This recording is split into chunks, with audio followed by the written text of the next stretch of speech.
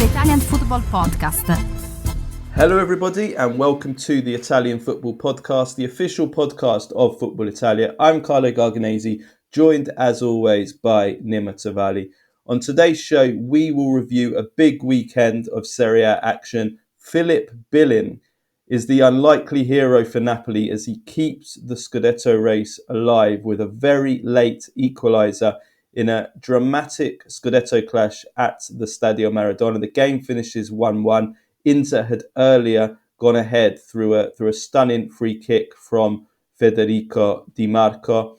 Atalanta blow their chance of really making a big Scudetto push as they draw 0-0 at home to Venezia. Thiago Motta's future at Juventus is very much at risk after the Coppa Italia exit to Empoli. A number of names have been put forward as potential replacements for Motta in the summer, so we'll go through that. We'll also react to the massive top four clash on Sunday evening between Milan and Lazio. We'll also preview the midweek European matches, some huge games for the remaining Serie A teams in Europe, and we'll also have our usual Baggio, Premface and Serie ASS of the week. For all our first-time listeners, this is our free weekly episode that we do every Monday, reviewing the weekend Serie A action and all the biggest talking points in Italian football. If you want to support the Italian Football Podcast and receive all of our content that we do throughout the week, including a weekly Q&A episode every Tuesday, where we answer all of the questions from our patrons, plus the weekly Thursday midweek review show, plus interviews, post-match reaction, and much, much more, then go to patreon.com/TIFP and become a subscriber for just $2.99 a month plus VAT. You can also sign up to be a paid subscriber on Spotify, provide the link in the description. And for all of you that do listen on Spotify, Apple and iTunes podcasts, we'd really appreciate if you give us a 5-star rating, give us a follow and a like. Also, please subscribe to us on YouTube as well. You can become also a patron on YouTube via YouTube memberships. Just go to our YouTube channel on youtube.com/@itafootpod for more details. Okay then, let's get into today's show. So then, the big Scudetto clash at the Stadio Maradona finishes 1-1. A late equaliser by substitute Philip Billing, who joined Napoli on loan in January. A very unlikely hero for Napoli, keeps the Scudetto race alive. Before he scored, it looked like Inter, they were going to go 4 points clear over Napoli at the top of the table. And probably that would have been that, I think, for almost certainly for the Scudetto race. But this equaliser keeps things alive. Inter are still top, 1 point ahead of Napoli. But this with a long way to go, with Inter still to play in two other competitions, this keeps it all alive, Nima, doesn't it? Oh, it keeps Napoli Scudetto hopes alive for sure. I think this could be, when we look back at the end of the season, because I still think that Napoli are going to win the Scudetto, I think we will look at this goal by Philip Billing as one of those decisive moments that changed the course of the season, that allowed Napoli to deservedly equalize, we should add, because we're going to talk about the game itself. But it's a monumentally important goal that I think now breeds momentum, energy, and belief into Napoli, which I think otherwise would have killed it. I think it would have been over. I think had Inter won that game, then that's it for Napoli Scudetto charge. Some would even go so far as to say that was it for the Scudetto race, because 4 points down to Napoli. Atalanta can't even beat Venezia. They got a really tough stretch of games coming up. That's it. You could make a serious argument that would have been it. But instead, we have Inter just 1 point ahead of Napoli.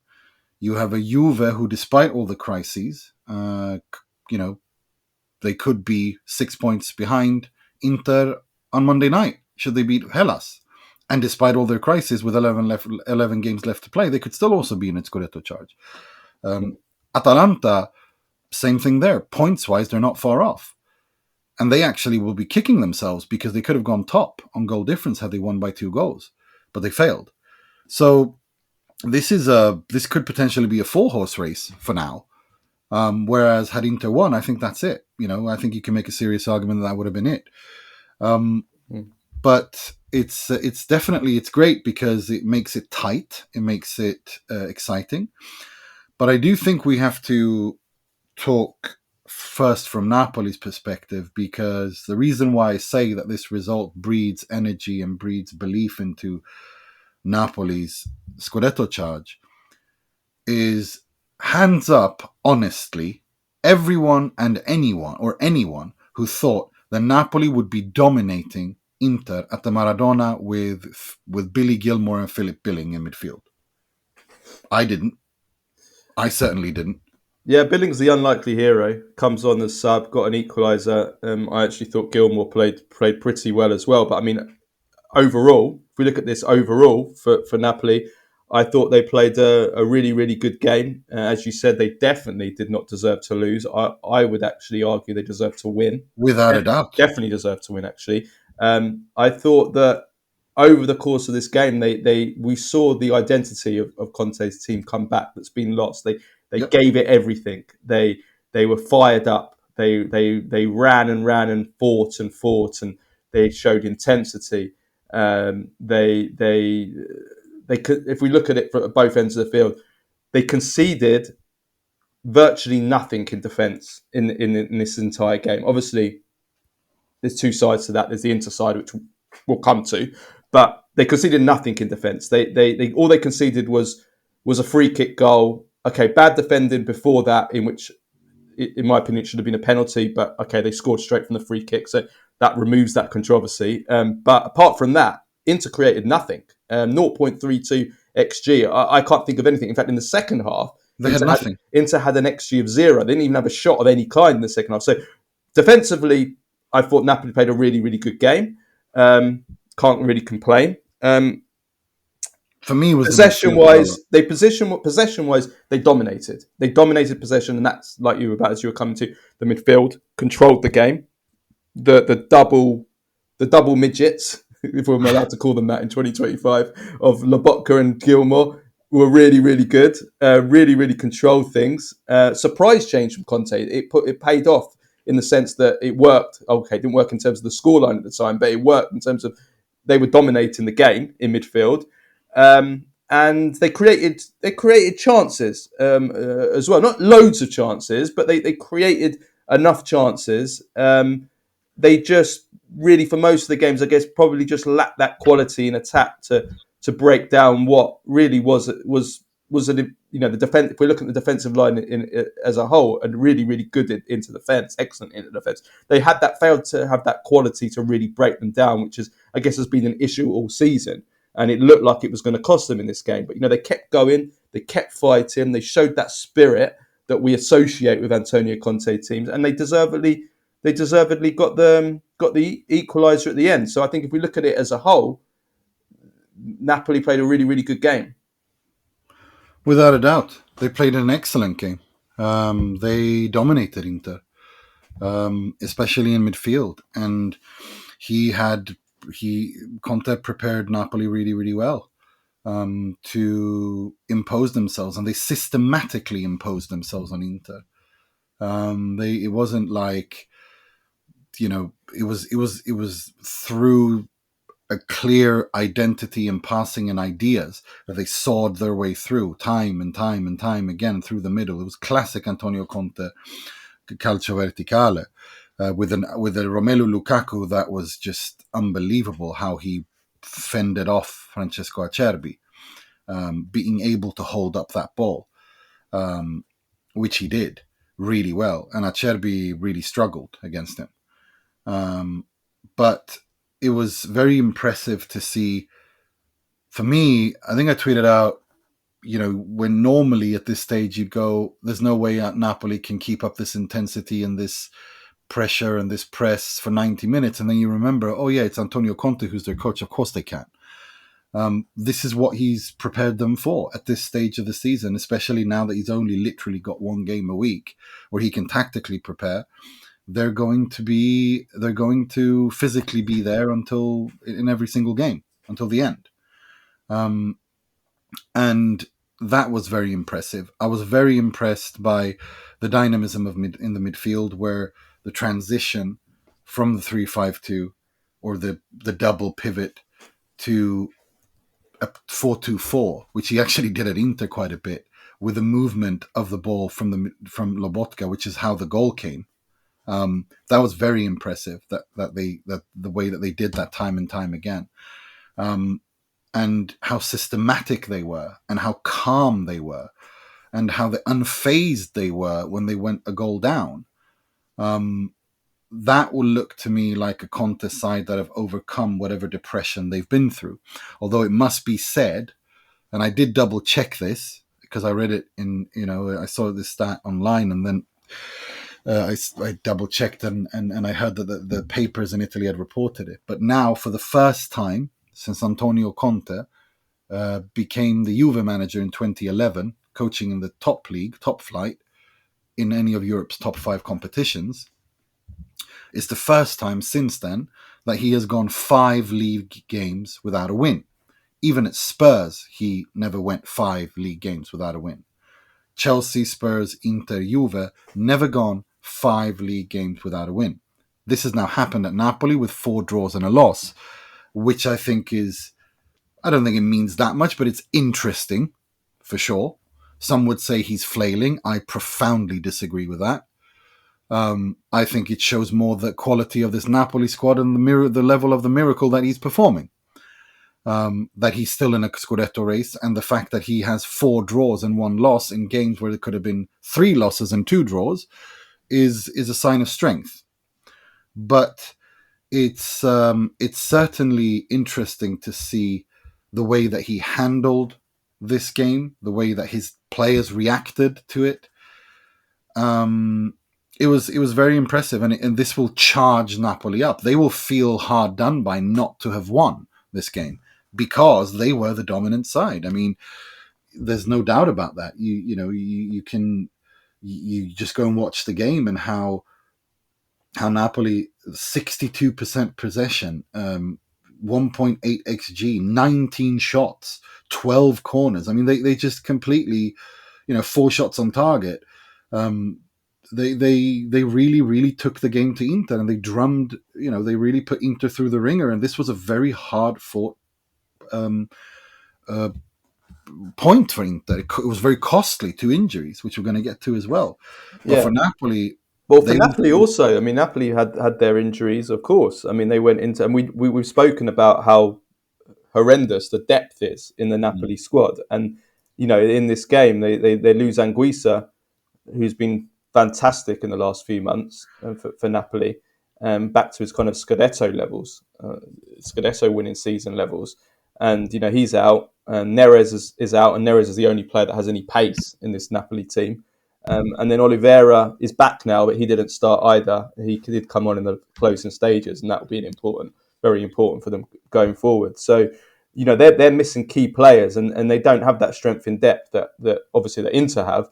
And for them to play like that, with these players missing, is very, very impressive. I mean, I think Napoli definitely need to look at this as a positive. Yes, like you said, 5 games without a win, 4 points in those 5 games, and they've played badly up until this game. They've generally played badly. Well, I think Roma they played well, and I think Inter they played well, but the 3 in between. Yeah, Roma they played okay against Roma. But remember, they were playing against a Roma reserve team in that game. Ranieri rested his whole team, so I wouldn't be that big on that performance. But they definitely played excellent against Inter. But so they need to build on that and think, right, we've come out of that.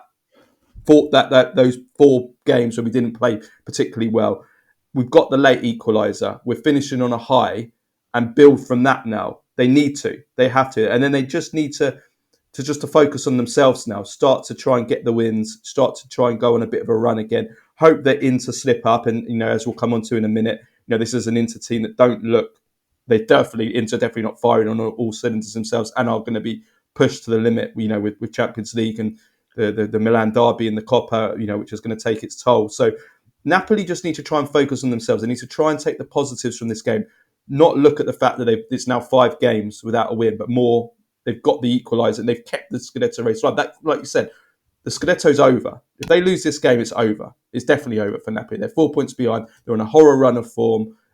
Players out. All the talk about the Monday, the January, Kvaratskhelia, not replacing him, which is still lingering. It's still a cloud. It's still chipping away at them as soon as things start to go badly. They need to try and look at the positives now. And I think this was definitely a very, very important performance for Napoli. It absolutely was, and I think that I've done a bit of math. Yes. I love how you say math. Well, in England, we don't say math; we say maths. Well, yeah, it sounds so weird. It sounds so weird. I've done a bit of maths. I've done a bit of maths. I've looked at Napoli, Inter, and Juve, and Atalanta's remaining fixtures, and I'm presuming from after next weekend. And I've looked at it with these 11 games remaining, and I've ended up with Napoli on 84, Inter on 83, Juve on 81, and Atalanta in 4th on 79. So this is gonna. I think this is a 4-horse race, and I do think that Inter are the only one out of those 4 that are in 2 other competitions. The rest of them just have the Serie A.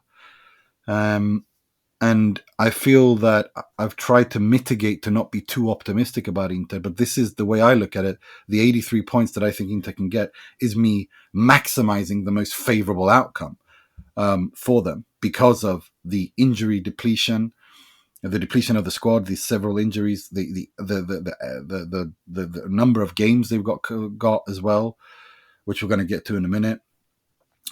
With Napoli, you got Fiorentina, Venezia, Milan, Bologna. Once they're after those games, it's cruise. They're cruising.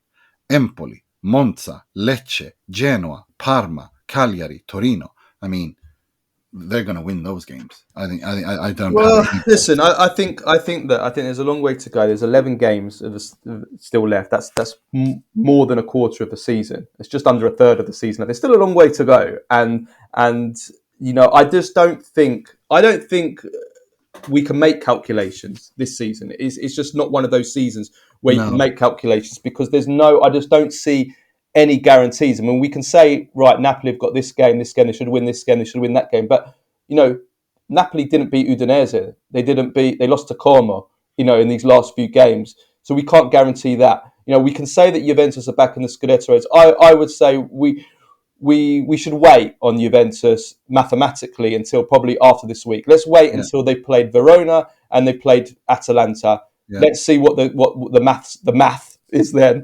Let's see what the math is then, and then we can talk about Juventus. So I want to hold off on Juventus, but even if we're going to assume that Juventus are in the Scudetto race, well, we can't make calculations with Juventus and say they're going to beat this team because Juventus have shown all season you cannot guarantee them winning any game, and they've just gone out of the Coppa Italia to Empoli's reserve and kid team, baby team, with their strongest team out at home, So we can't make calculations with them, and as well with Atalanta, you cannot make calculations with Atalanta. They've just drawn with Venezia, their home game before that they drew with Cagliari.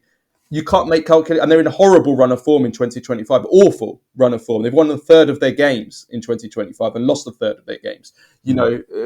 So they're winning, drawing, losing, winning, drawing, losing. That's their record for the last couple of months at Atalanta. So, I don't think we can make any calculations at all, and I include that for Inter right now in the way that Inter are playing, and that's what I want to come to. But first of all, Nima, if we can just start with the positives with Inter, and then we can look at, because I have to start with Dimarco.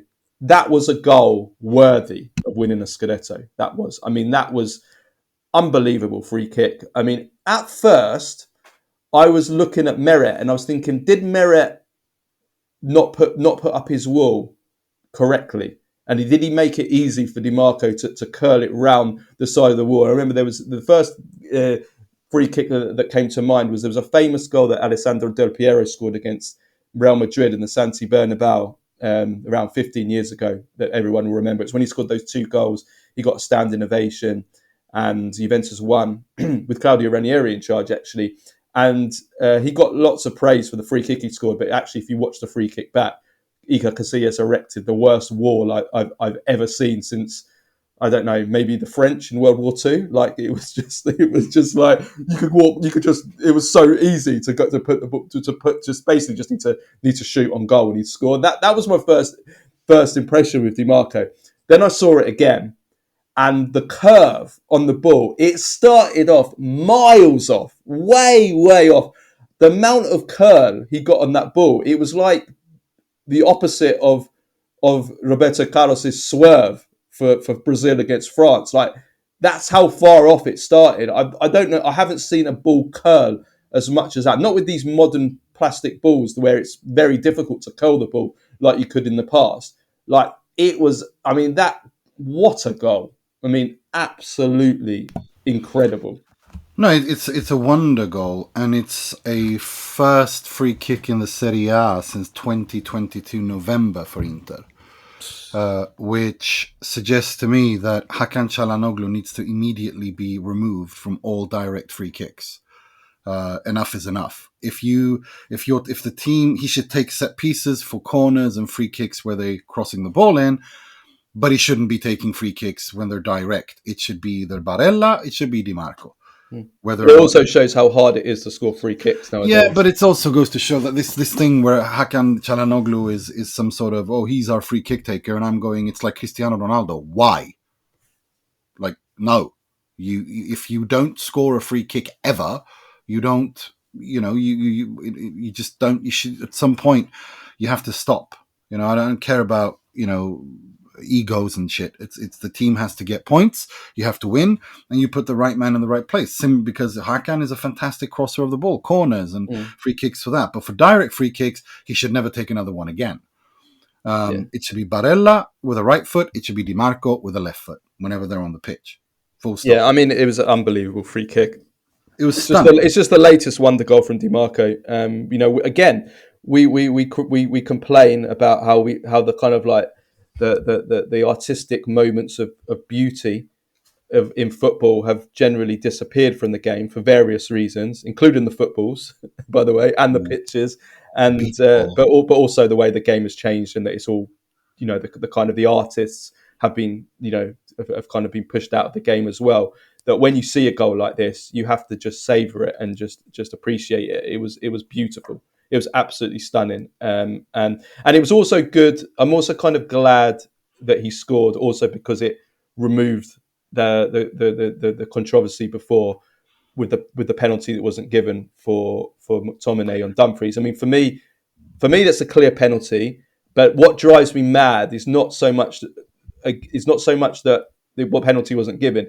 It's this whole damn bloody VAR protocol where it's deemed to be not a clear and obvious error.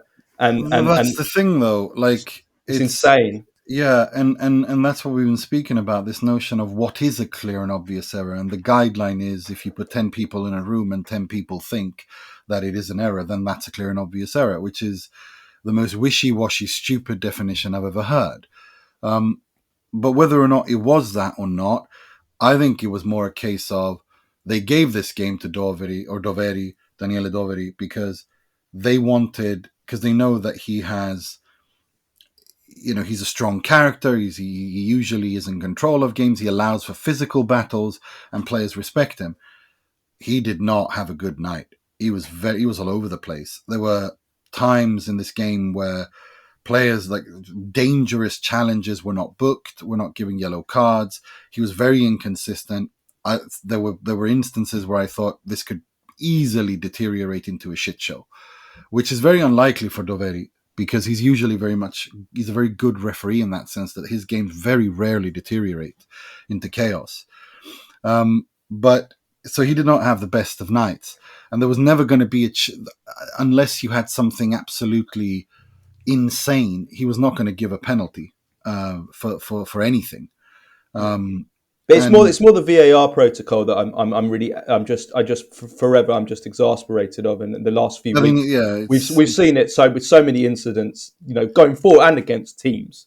We're not saying it's for or against a certain team. No. It's the VAR. It's just the whole protocol. It's clear and obvious, and also that the whole did the referee see it? Well, because the referee saw it and there was contact.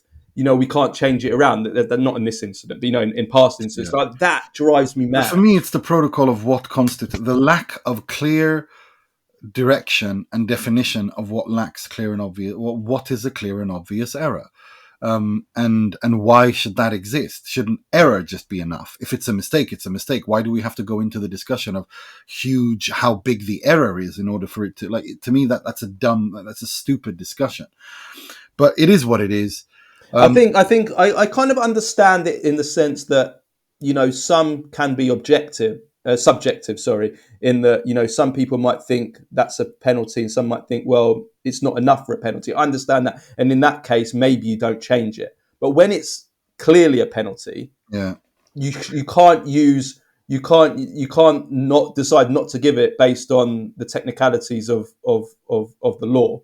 Do you know what I mean? That's where it's stupid. And this is an example of that. And another example is obviously the Atalanta versus Club Brugge one, where it's just, well, he touched him, he brushed him in the face because there's a touch. We can't change that because that's the protocol. I mean, for me, that's just insane. It feels stupid. But I just want to, because I know people want to talk about the Denzel Dumfries handball situation.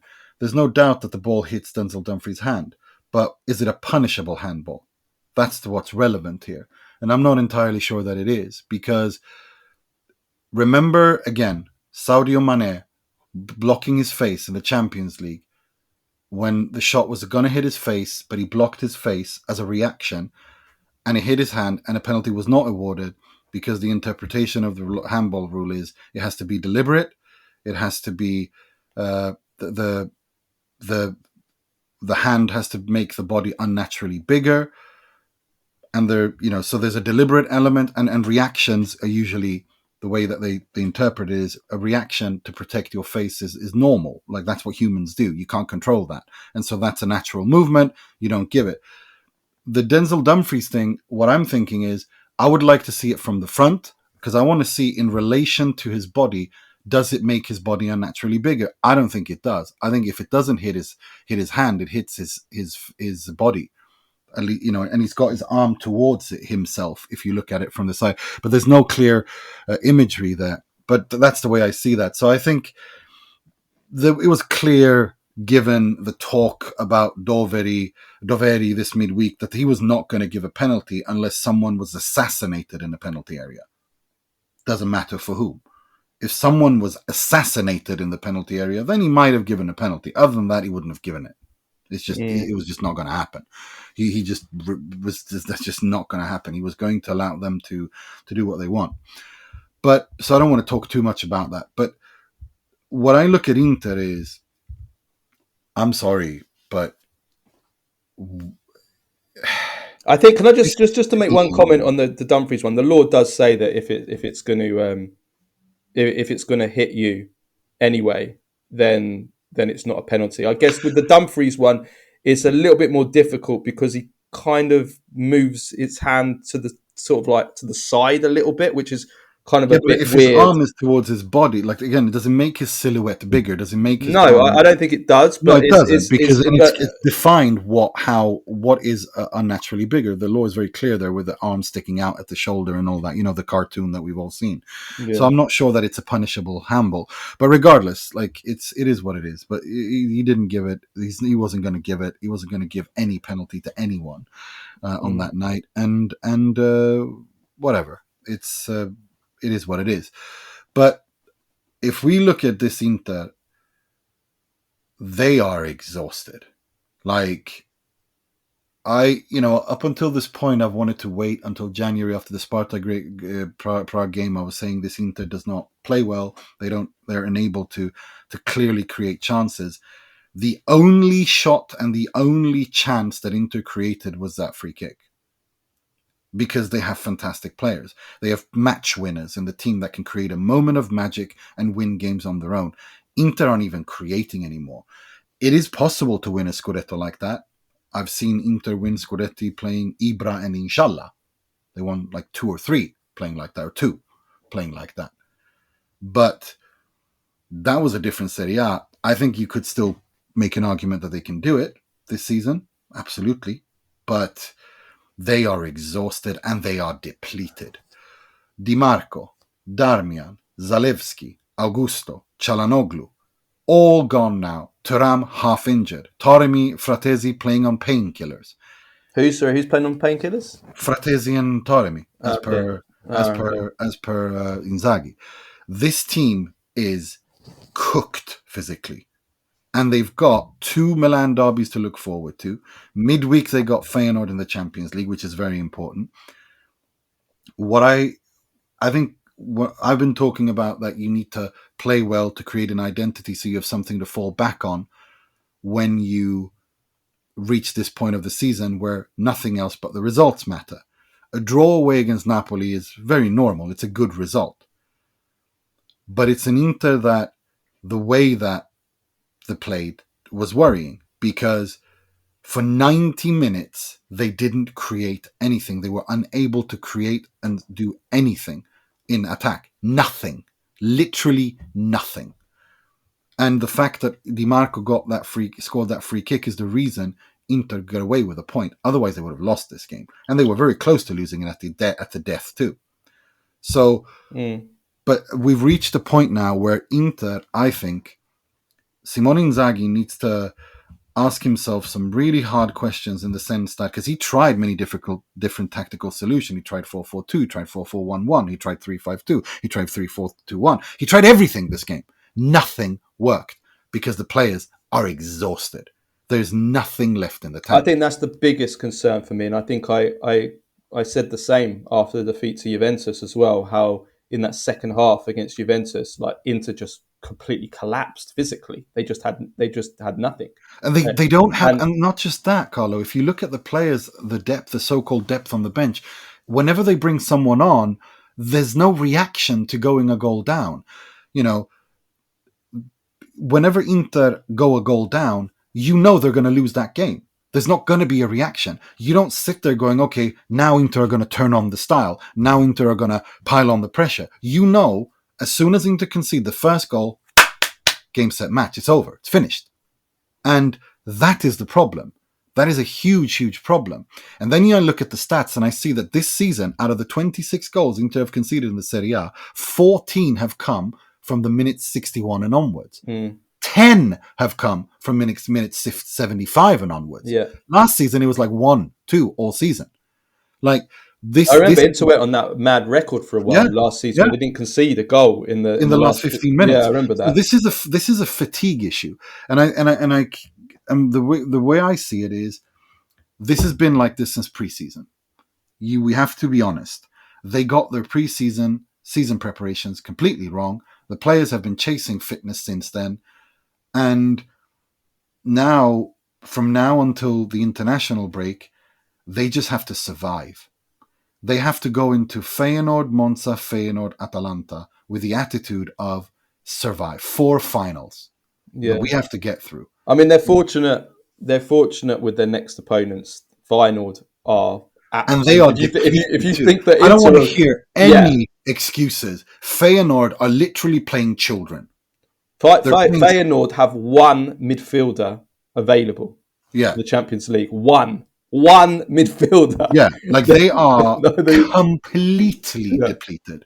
Like they are literally going to schools in Rotterdam and asking if they want to play. Yeah, kids want to play. Like that's where they are. Yeah, they are. So I don't want to hear any excuses. That Robin van Persie is going to be kitting up for. Well, Inter might as well might ask Javier Zanetti if he fancies playing on Wednesday, because they don't have any wing backs. Yeah. They don't have it's really bad. But I mean, Inter have got a little bit of. They're a bit fortunate. They're playing Feyenoord completely depleted, and then they're playing Monza, who they could probably play the kids and beat this Monza team. They're so bad now. They've given the season up. So they're a little bit fortunate there. Obviously, the Atalanta one's going to be a difficult one. But I do think that looking ahead between now and the end of the season, if there's anything that stops Inter winning the Scudetto, which is what I said after the Juventus game, it is that there definitely seems to be this kind of physical decline, whether it's because they got the pre-season wrong, whether it's just a case of just so many matches do take it. So although, to be fair,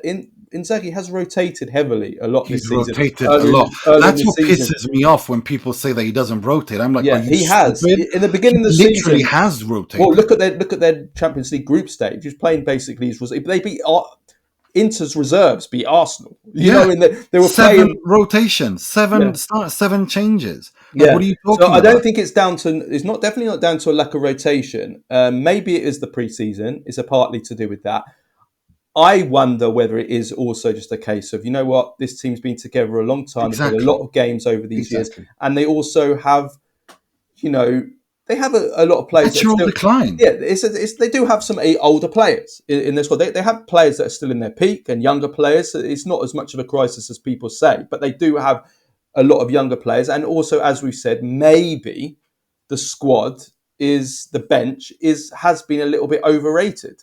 I don't think we can say it's maybe. It's definitely. Well, there you go. There is no there you go. So that thereby, when some of your first team players are on a little bit of a downer physically, the players that you can get to bring on in games or rotate with are not up to the standard. And I think that has been shown. So I think that is their biggest concern for me for Inter not winning the Scudetto is if physically they show they're at a level that they've shown in this game and in the Juventus second half, then that's the concern. And they will have obviously games in the Champions League, and we hope they go far.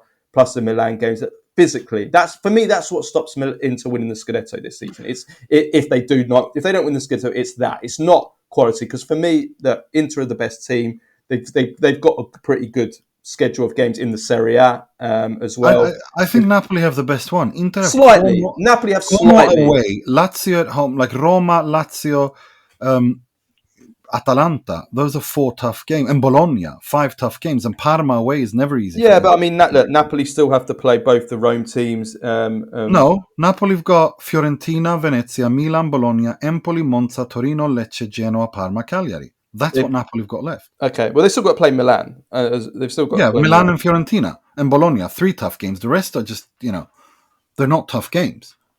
Yeah, I mean, maybe they have a slightly better schedule on paper, but look, I think that Inter are the best team in Serie A for me. There's no doubt about that. But if they're not going to win the Scudetto, I think it's because of a physical thing.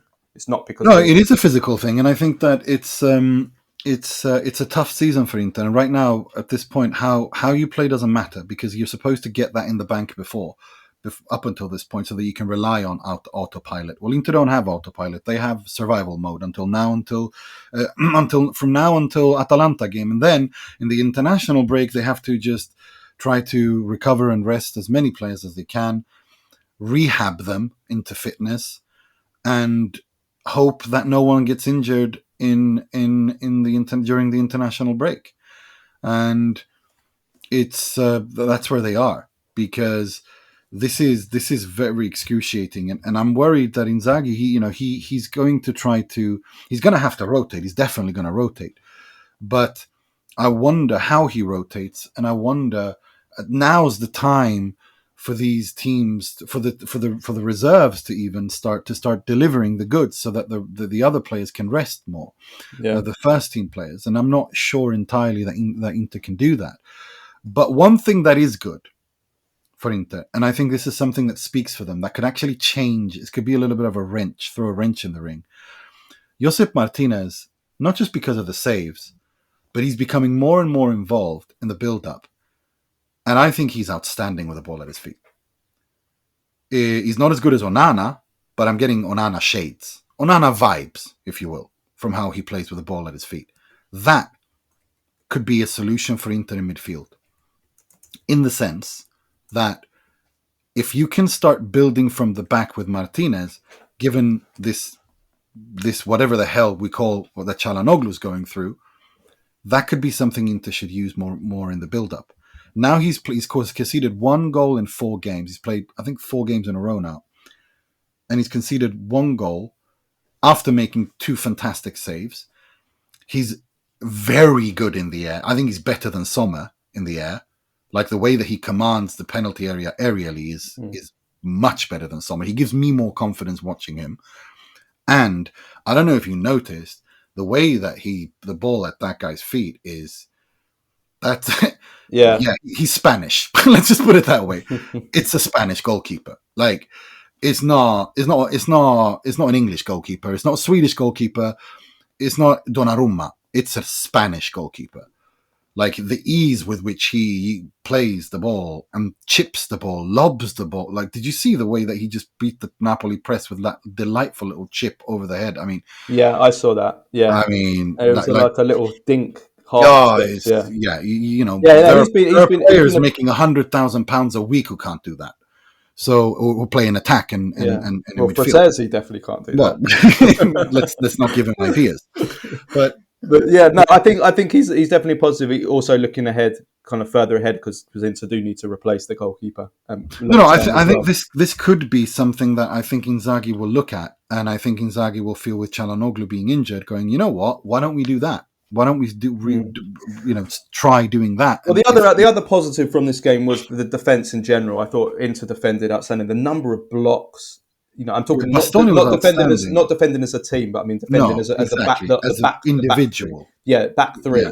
Because the number of blocks, like last gasp blocks, which I guess can be a criticism as well, because if you're making last gasp blocks, then something's gone wrong. But you know, the number of the throwing their bodies on their line. Bastoni was man of the match. He made 5 blocks in this game, and it's no coincidence that the equaliser came where something went wrong in terms of allowing Lobotka to put that ball through to Billing. Something went wrong there. It's no coincidence for me that happened after Bastoni came off.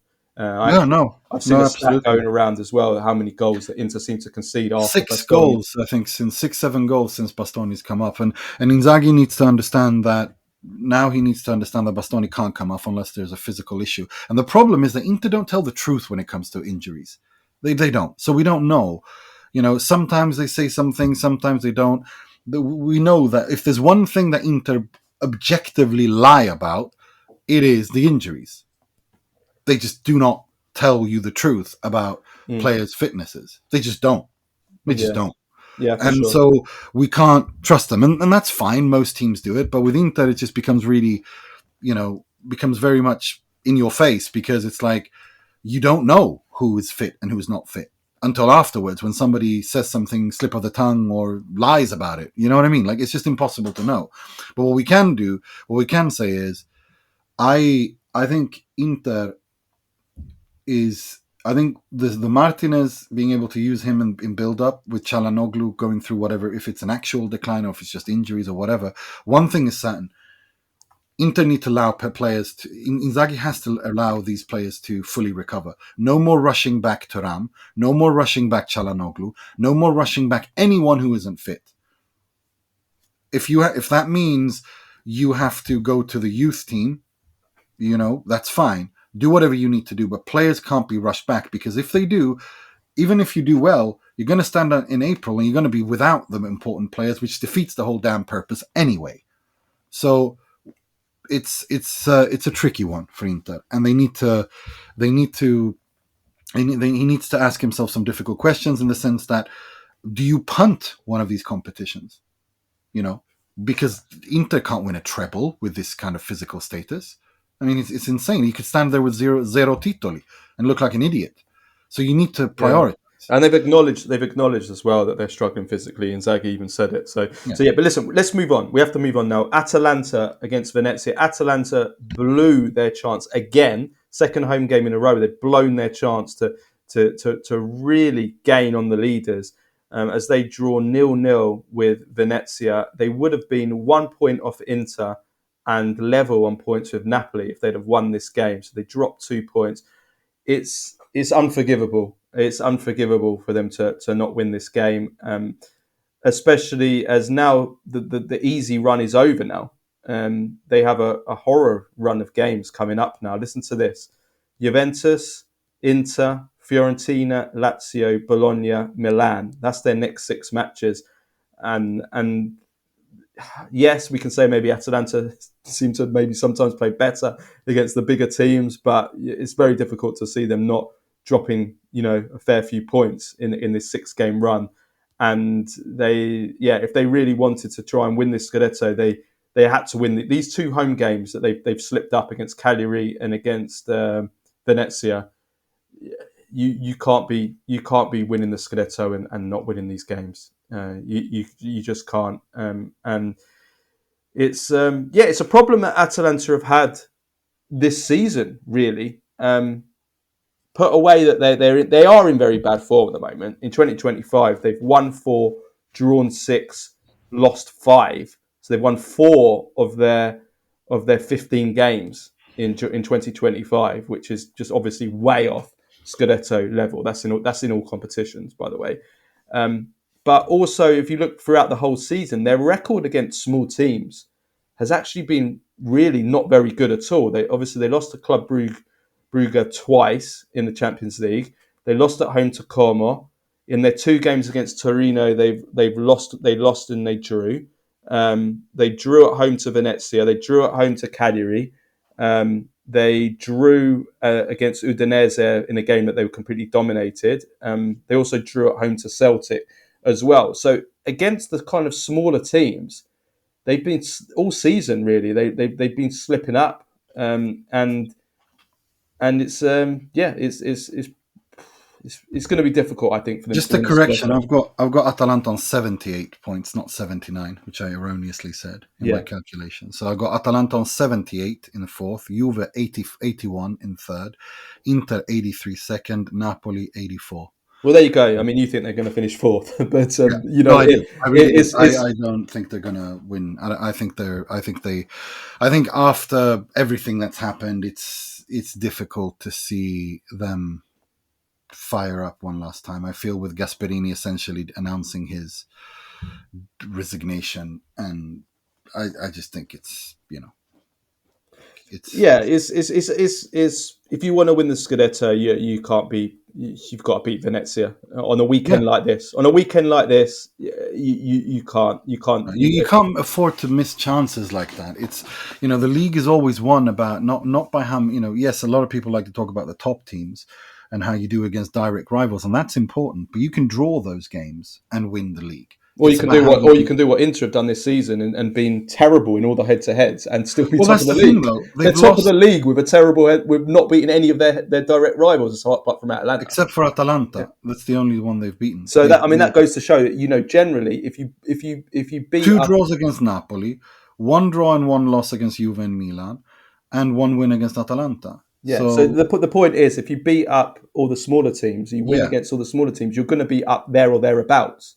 Yeah. So that's where Atalanta have let themselves down. And to be honest with you, this wasn't a very good performance. It was a pretty bad performance. They did miss a lot of chances. They still did have quite a high XG, over 2 in this game. But if you actually watch the game, watch the whole game, they didn't play well. There's that kind of fluency, that kind of just that start. It feels like air has gone out of them a little bit. Yes, yeah. The bite, like they still do it because they're very well drilled and well schooled tactically, and they still do their things.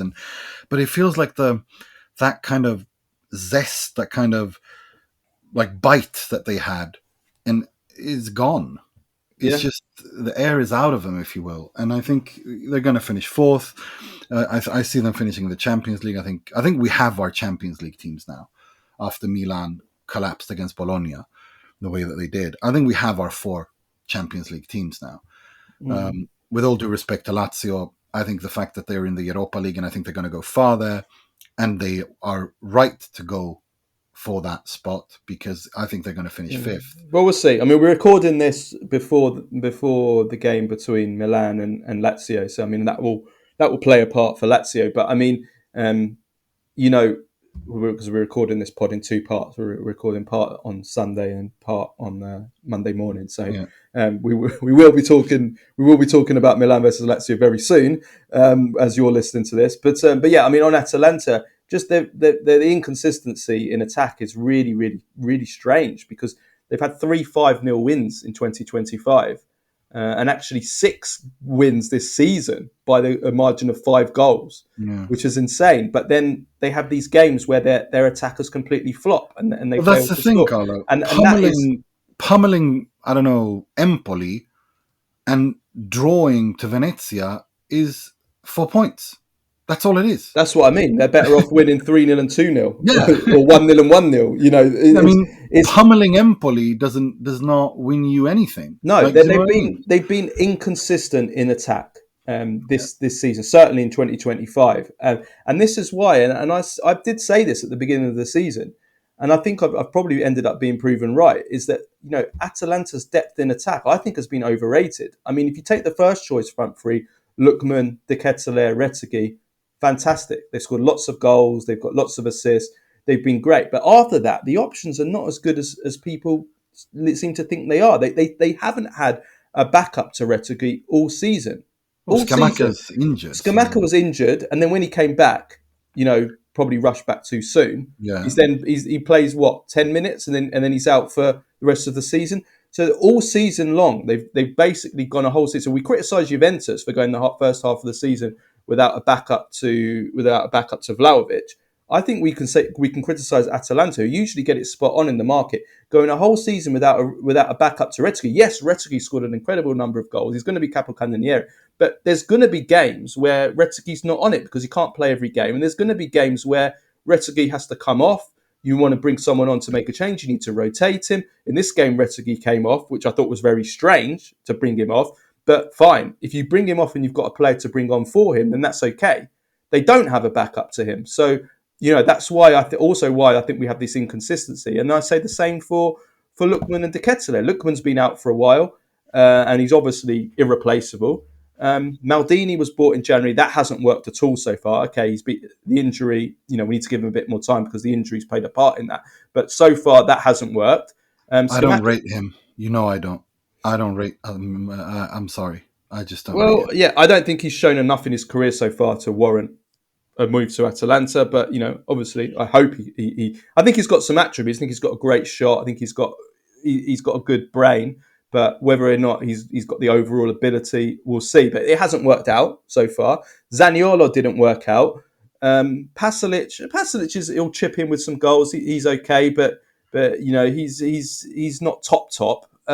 So I mean, I guess and Samasic is good. He's bright. I really like him. But in terms of consistent goals, guaranteed goals and assists, you know, I don't think Atalanta's depth is consistent enough at all. And I think that's kind of I think the big one is the Retegui one because you take off Retegui in this game, which I didn't understand at all, and Gasperini tried to explain at the end of the game. Don't understand it all. Who are you bringing on for him? Where's the box threat? Him and Lookman did miss quite extraordinary chances. I mean, Lookman did. Lookman missed an open goal. Well, but I mean, Retegui as well. I mean, you take off Retegui, Nima, and then all I see them doing in the closing stages is just whip crosses into the box. Well, why are you whipping crosses into the box? Who are you whipping them in for? No one's there. There's no box threat. You know, so this is where I think I think maybe they made a mistake this season. But frustrating for Atalanta. If we could just move on to Juventus now, who are playing on Monday evening, so we're recording this before the match. Thiago Motta's future is very much at risk now after the Coppa Italia defeat to Empoli in last midweek. I mean, it's a humiliating exit, and they're playing against an Empoli team who played virtually their entire reserves, and not even their reserves in some cases. They played some of the kids, and Juventus only managed a 1-1 draw, and then they lose on penalties, and the mood has definitely changed with regards to Thiago Motta now. He was obviously already under a lot of pressure because of, you know, how bad this season has been, but more so since the exit to PSV in the Champions League. But after this defeat to Empoli, an Empoli team, you know, that are in horrific form, near the bottom of Serie A, with their backups playing, that has changed the mood, and now the Italian media are pretty much unanimous in reporting that Motta really does risk the sack at the end of the season, even if Juventus finish in the top four. There is the chance that he might not be retained for next season, and we're seeing Gazzetta dello Sport have been very hot on this. And they have good contacts at Juventus now, that Juventus' shortlist of potential replacements are Gianpiero Gasperini, Antonio Conte, Roberto De Zerbi, Roberto Mancini, and an outsider is Igor Tudor. And Igor Tudor would only be somebody that they would bring in if things really go to shit in the next few games and they want to bring in a caretaker until the end of the season. They bring on Tudor, who obviously is Juventus through and through from his playing career, and he's been an assistant at Juventus as well. He would only be considered as a caretaker, not for the long term. Whereas the other managers that I mentioned there would be those that are being considered for next season. Gasperini, like you said, has said that he might leave at the end of this season at Atalanta. I don't see him going to Conte, watch this space as always with Antonio Conte. You never know. You don't know. If they don't win the Scudetto, he's going to blame. Well, he could leave even if they win the Scudetto. He could leave if they win the Scudetto and think, I can't take this team further. If they don't win the Scudetto, we'll know. He can also say the same thing as well. He's going to blame them for January. He's going to do, Conte could leave. If you win, let's remember this is a man who left Inter and Juve after winning Juve 3 Scudetti and Inter 1 Scudetto in first in 11 years. So Conte could leave regardless. It depends on how the wig is sitting. And De Zerbi is somebody that fits in with, I guess, the kind of plan that they had with Motta in terms of younger players developing sustainable and also hopefully entertaining kind of more proactive football. So he fits in there. Mancini is obviously looking for a return to Serie A. Mancini is the obvious choice, though. I mean, to me, it's everything else is, unless Mancini doesn't want to and they can't find an agreement. Mancini would definitely want it. I don't know whether Juventus would consider him the top choice. I think he's more of a... Well, the thing with Mancini, you talk about youth. Roberto Mancini has a fantastic track record of developing young players at club and international level. You talk about a player, you talk about a coach who's used to being at the top level, who's used to winning, who knows how to handle big players, big personalities, who knows what it takes, both as a player and as a coach, to be at the top level. He ticks every single box. The only question I have is, can he... We've seen Mancini 1.0 be very successful. We've seen Mancini 2.0 at City in Italy be very successful. Does he have it in him to rejuvenate himself for a 3.0? Because that's what's going to take for him to succeed at Juve. Or again, at club level. But for me, if you look at man management, youth development, being able to handle big characters, being able to build a dressing room, being able to deliver under pressure, out of those lists, there is only one man, and that's Roberto Mancini. That takes every single box. Well, I think there's a few things that they're looking at here. Do they continue with the project that they've started, the Giunsoli project, let's call it that, of buying younger players, making it sustainable, developing players, and playing a certain style of football? If that's the case, then yes, I think Mancini could fit into that. But there's also Gasperini fits into that, and De Zerbi fits into that. So those are probably the difference. That Gasperini cannot get along with anyone and throws hissy fits, and we've seen it throughout his career. Yes, there's that issue. We discussed that last week, didn't we, about kind of his drawbacks of Gasperini. But there's also something that they're considering Juventus, which is, do we want to go for someone with that understands the Juventus environment?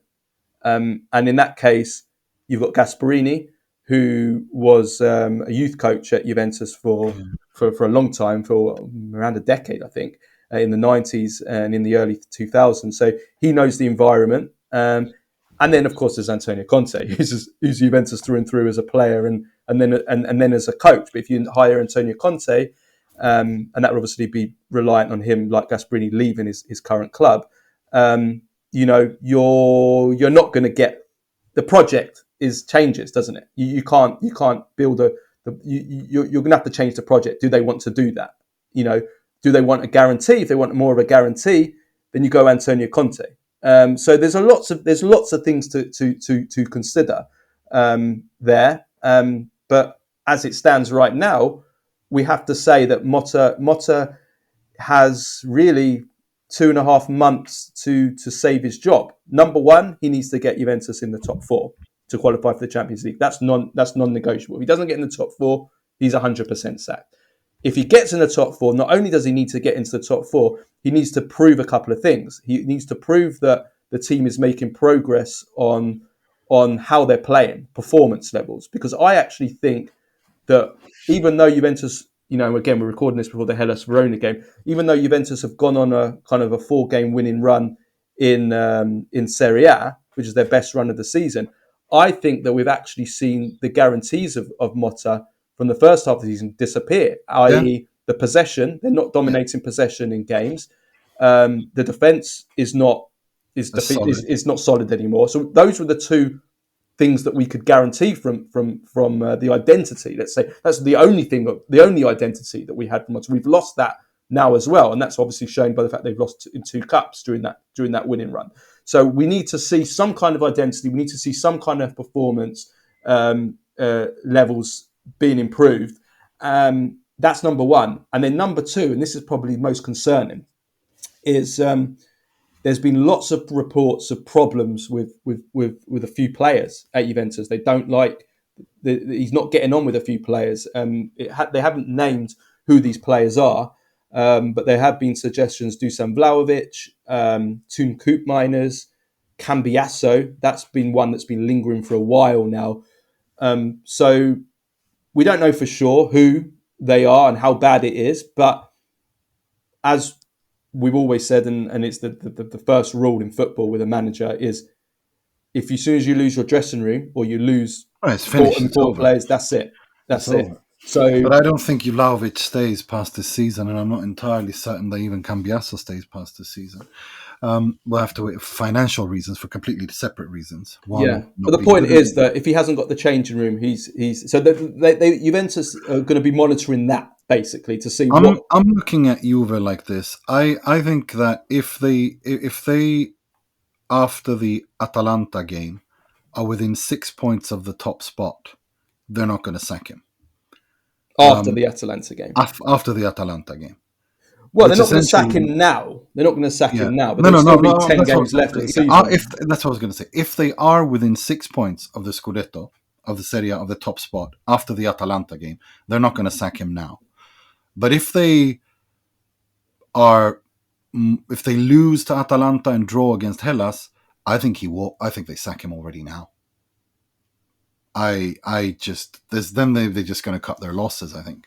I think they 1 point in 6 out of when you look. Juve is a very special club in the sense that it's the only thing that matters is to win. Everything, and I mean that in the literal sense, not the figurative sense. Everything else is secondary. If they can find themselves after this shit season somehow in a Scudetto race, and they make a serious push, I think there's actually a chance that even at the end of the season he continues on. But if at Juve you can't capitalize on the weakness of the opponents, that's in Juventus's self-image. If you can't do that, then you have no business being at Juve. Yeah, I think there's a bigger problem at Juventus right now that goes above Motta. And I've been speaking to a few people over the last few days since the exit to Empoli, and I've been told that there are real problems higher up the club. Some of them, I think we know, were quite apparent. The fact that a lot of different departments, we've been speaking about, a lot of different departments are underperforming, not just on the pitch, not just the manager, but you've got the medical department that's completely failed this season. Just look at the list of injuries, the number of ACLs, and some of this predates this season. Obviously, a lot of it does. The number of injuries, even now as we speak, look at the number of defenders that Juventus have out currently right now. It's absolutely insane. The commercial department is failing. I mean, look, they didn't even get a sponsor this season, which is just embarrassing. The recruitment department has failed this season. Just look at the money that was spent last summer. The 3 biggest signings, 140 million euros worth of players in Koopmeiners, Douglas Luiz and Nico Gonzalez that have all been flops. this season. And then you go higher up to obviously Elkan and I mean, what does he even do? So that we've spoken about already. But I've been told that there is just no synergy at all between the different departments. That the people that are heading up these different departments within the club, with the titles, they're not even reporting to anyone. How during the time of like Andrea Agnelli, for all the kind of mistakes that he made at the end of his time at Juventus, which he then paid for, that at least you had somebody who was very passionate, that loved Juventus, that wanted them to win, that every decision he made, good or bad, right or wrong, was in the interest of trying to make Juventus win. And everybody reported to Agnelli. Everybody knew that they had to do a job and do it well, because otherwise Agnelli would, or Agnelli's people would hold them responsible. How at the moment at Juventus, there's nothing. Everybody's just doing, every department is just doing what they want with no synergy, and nothing is tied together, which is the recipe for disaster in any corporate organisation. Let me tell you that, as somebody that that's worked in most people listening to this will have worked in a corporation. That if your different departments that you have within your organisation are not working together, and it's just a mess. It's a complete mess. An example, just to give you a very minor example this week, you've got Cristiano Ronaldo who's suing Juventus basically for unpaid money.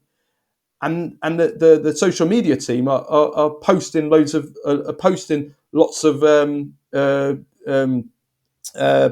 doing social posts bigging up Ronaldo and how amazing he was at Juventus, and the king and the GOAT and all this kind of stuff. And that's just a minor example. It might not mean much, but it just shows how there's no, that would never happen if Agnelli was in charge. Put it that way. That this is just the chaos that there is at Juventus, and I think that that obviously, if you've got an organisation that's not being run well, it makes it very, very difficult to win on the pitch, and it kind of poisons the whole environment. And it's the same thing that we've seen at Milan, which has been run obviously very, very badly. Manchester United for the last decade or more with the Glazers, that everything is such a mess structurally within these three clubs that it becomes very, very difficult. And the fans also at all three clubs, the fans are fed up. Juventus Ultras announced before the Verona game that they're gonna boo the players, the coach, the management, and the leadership before and during the match against Hellas Verona. So it's just like these environments are very poisonous, very toxic. It's the same at Milan. And when that's the environment and that's just how the club is being run up above, it becomes very, very difficult on the pitch. And that's something I know that you spoke about a lot during the Allegri time. And maybe I underplayed that a little bit, but I think it's very apparent even now. And there was supposed to be a change. It was supposed to be, this would be the new project. Allegri goes, everything changes up above. And from what I'm hearing, the people I'm speaking to, it's still a mess. Yes, it is still a mess. And I think that maybe the step up for Thiago Motta was a little bit too soon. I still think that he will have a good career. I think he's I think some people are just basically, I think the hype was exaggerated, and I think the critique is exaggerated. I think he will recover from this, and he will have a good career. I think he'll still have a top career. This is a setback, but I do feel that the only way that he stays at Juve beyond this season is if Juve can mount a challenge from now for the title from now until the end, because then you show the Juventus identity.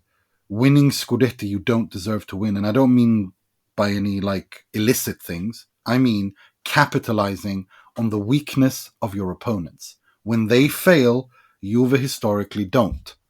And they win stuff they don't deserve to win because others are better, because they just stumble.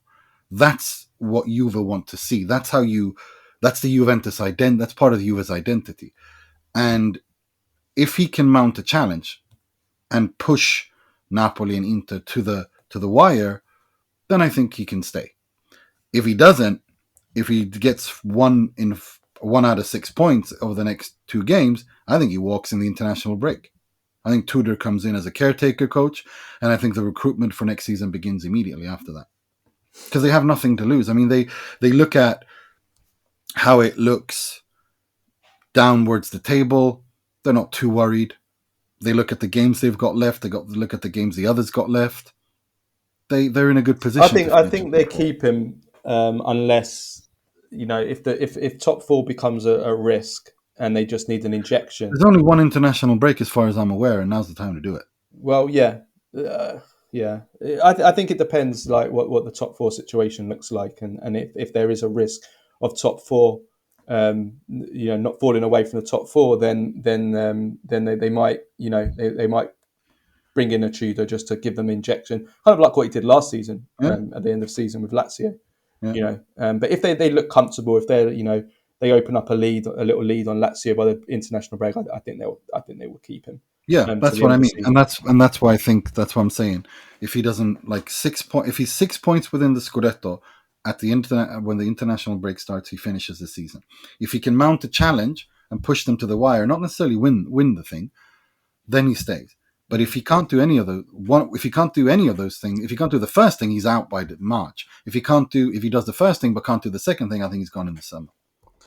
So let's move on to Milan against Lazio on Sunday evening. An absolutely insane game at San Siro. So much to talk about here. I don't know where to start, but the end result is Lazio win 2-1. Dramatic circumstances. A 97th minute penalty from Pedro wins the game for Lazio against a 10-man Milan team who looked like they had got an equaliser or got a point through an equaliser through Samuel Chukwueze only a few minutes before the end of the 90 minutes. But Lazio snatch it at the end. It's a game and a result that has huge repercussions on many things for both teams. But we'll start off with Milan. The result of this game is, first of all, that the top four now, I think we can safely say, is definitely over for Milan. They're now 9 points off fourth place Lazio. It could be 11 points if Juventus beat Hellas Verona on Monday evening. With 11 games left, I think we can safely say that the top four is over for Milan, and it's got so bad now that Milan they're down in 9th place now. Milan, they've even been overtaken by Roma, who we'll come on to soon, and it's completely, the shit really has completely hit the fan. It's been blowing close to the fan for a while, but now it's splurted everywhere. I mean, the form, so disgusting. I know it is disgusting, but it's the first analogy. It's the first analogy that came into my head. It's gross, but it's funny. It's a good one. It's just really, really gross. Well, it's got everywhere now. It's got everywhere. There is poo everywhere. There is poo everywhere. I mean, the form is. I mean, it's been a horror last 10 days out of the Champions League, and now 3 defeats in a row in Serie A. The form is horrendous. Again, they concede more goals, 3 clean sheets in the last 18 games. I mean, it's just what was already basically a disastrous season is now become, honestly, pound for pound, it's become one of the worst seasons in Milan's history. Let's be honest, Nima. It's becoming a historically disastrous season. It really is for Milan. I mean, I don't know. There is nothing left now. Really, there's only the Coppa Italia, and it's so bad now. I mean, the top four's gone.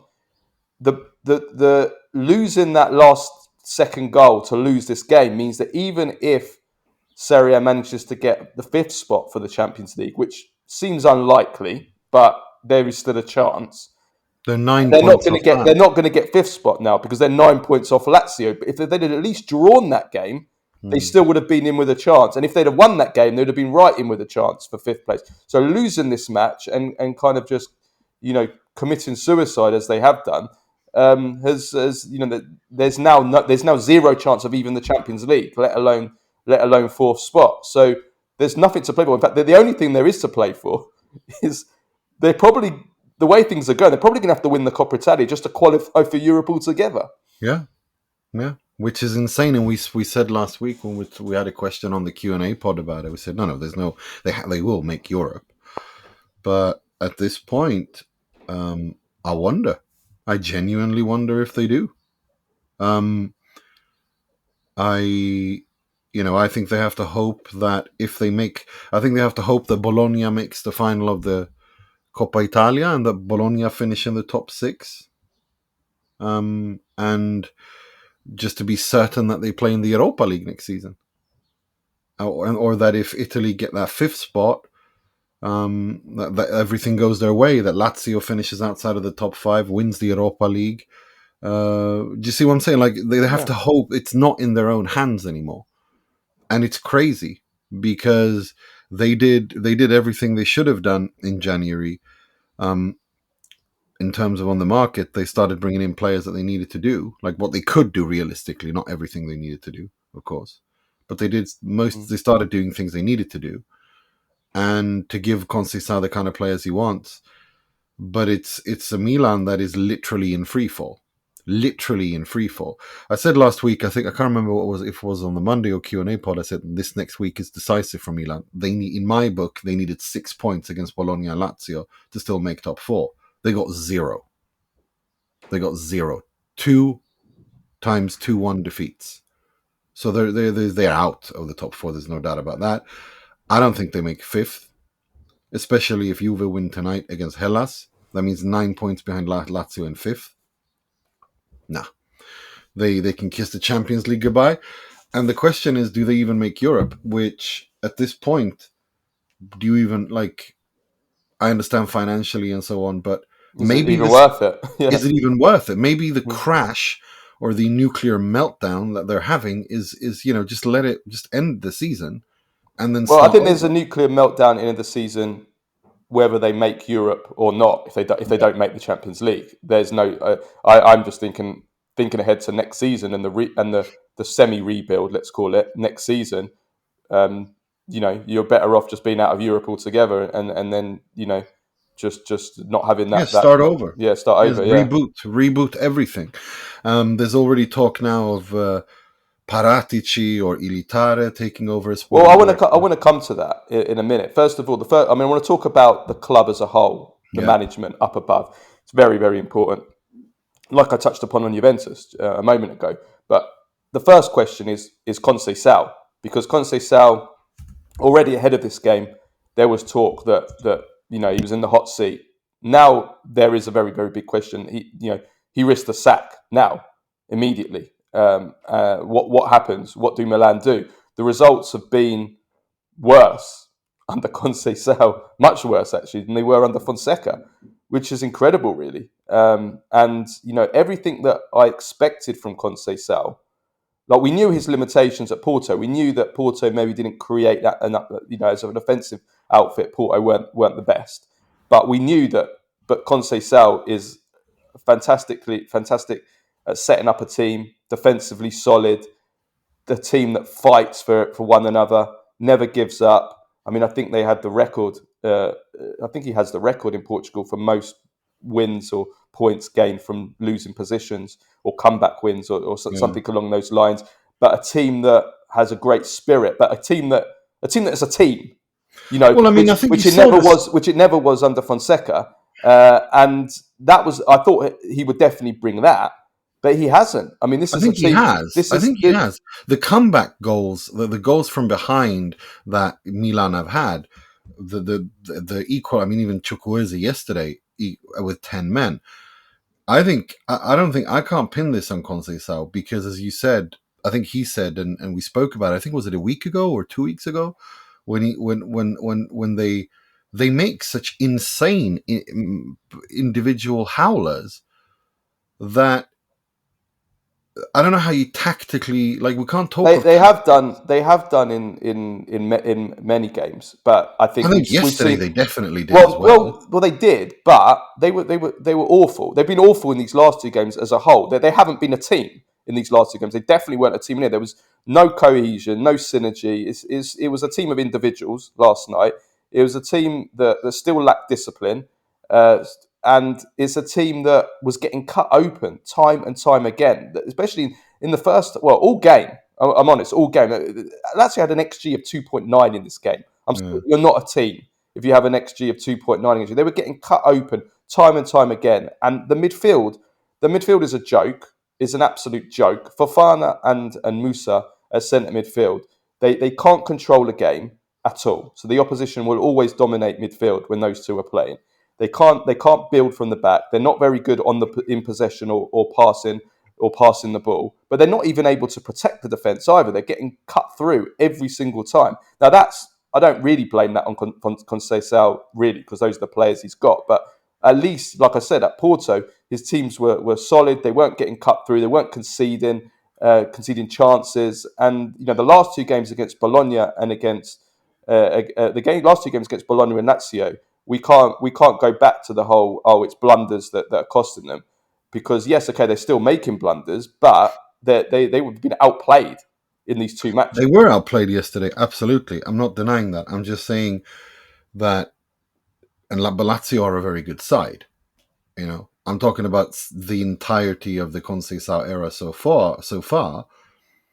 I don't see. I don't think that we can, looking at it as a whole, say that he has failed as much as this Milan squad is constructed so unbelievably poorly. Well, yeah, and I want to come on to that in a minute about but what I guess my point is this. I expected Conceicao to come in and at least make them solid, at least make them hard to score against, at least make them, fight more. And I think he play has as a unit. Well, yeah, maybe he's made them fight a little bit, and they've scored late goals and everything. But the point is they've not improved at all. The results have been far worse. The defence has even got worse under him, which is crazy that the defence has got worse. They conceded more goals, more chances than they were under Fonseca, and they've completely, like you said, they're a complete freefall now. It's a complete shit show. And I'm not, like I said, like I'll come to in a minute. I don't even know whether I can blame that on Conceicao. I'm just saying that under Conceicao, that's fair. Things have got worse. No, they have. I mean, I think it's like they put him there to stop the bleeding, but the problem is that the damage that was done to an artery, and putting a Snoopy Band-Aid on that, not going to work. This is such a poorly constructed team. The senators of the team are, Theo Hernandez for the first goal. Again. What is that? What is that for the first goal? Just look at how he defends before Zaccagni scores the rebound on the left-hand side. It's... he plays... That is the kind of error you expect from a schoolboy. From someone who's 16, 17, who's not played first-team football. It's just unwatchable. And when you do that and you concede, it sends shockwaves through the team who are already mentally in a bad place, and everyone starts second guessing and insecurity spreads, and then you see the rest. And Musa being taken off for João Felix is a technical decision in the 36th minute. Musa was not good. I think there were 3 players who got 4s or 4.5s in the ratings at Gazzetta yesterday. Teo was one, Musa was one, Jimenez was one, I think. I mean, it's just... Yeah, the way that they were getting cut open was... there was, even before the goal, there was one when Dia was clean through and Manuel made a great save. Where you just think, this isn't a team, it's just not a unit. There's no cohesion. The departments of the field were stretched all over the pitch, like massive gaps between the defence and the midfield, and the midfield and the attack. You just do not associate that with Conceicao teams. The Conceicao teams are always very compact. There's not much space between each department, which is how any top club should be. And energetic and well organised and all of that. And while all of this is going on, the Curva Sud boycotted the beginning of the game, and then they were chanting "Cardinale, piss off! Cardinale, you have to sell" throughout the entire game. throughout the entire game. Yeah. I mean, Whistles and boos. I mean, Conceicao said the halftime boos were some of the loudest boos I have ever heard at the San Siro. Yeah. Like it was a hurricane. Well, it's like Conceicao said it in the game. Gabbia said it as well. Like it's a very difficult environment to play in. Yeah. It's difficult, So energy. Everything is energy, and when you've got just this negative energy, it cripples you, and it makes it very, very difficult, both physically, mentally, psychologically. You have to be, but you especially have when to you're have already strong struggling. players. Yeah, You have to have strong players, and it's like mentally strong players. And it's very difficult. It's very difficult. Yeah. But that brings us on. There was a statement from the ultras before the game, and I want to read it out because it'll sum up kind of the discussion really right now about Milan moving forward and those that are running the club. And the statement, this is before the game, right? So it's even worse after the game. It's only early March and our season is almost at its final chapter. 2 derby matches in the Coppa Italia and are your last chance to regain a shred of dignity or to certify your total failure. The blame lies clearly and unjustifiably with an entirely invisible ownership, with Cardinale being absent from Milan since September, which chose to eliminate a key figure like the sporting director, fundamental for building a competitive team and ensuring a constant and constructive presence at Milanello. Instead, they have entrusted Milan's image to collaborators. That's a director, that Ibrahimovic, that is, who have distinguished themselves solely through ridiculous disguises or interviews, cough speed, that go beyond absurdity. This, no, however, cough GQ. Did you see and read that GQ interview? I am sorry. Yes, I think he was very stylish. I think he looked really good. He's always very well dressed. It was absolutely fantastic. It's not your job, though. Yeah, but that's exactly it. Some people said, "Oh, he looks like a Yugoslav You might as well go and Lucius Malfoy." They said he looked like but I don't care about that. You might as well Lucius Malfoy, but I don't care about that. I think you might he as was well really dress good. like Zelensky. The issue, as far as I was the issue concerned, was the nonsense that he was spewing.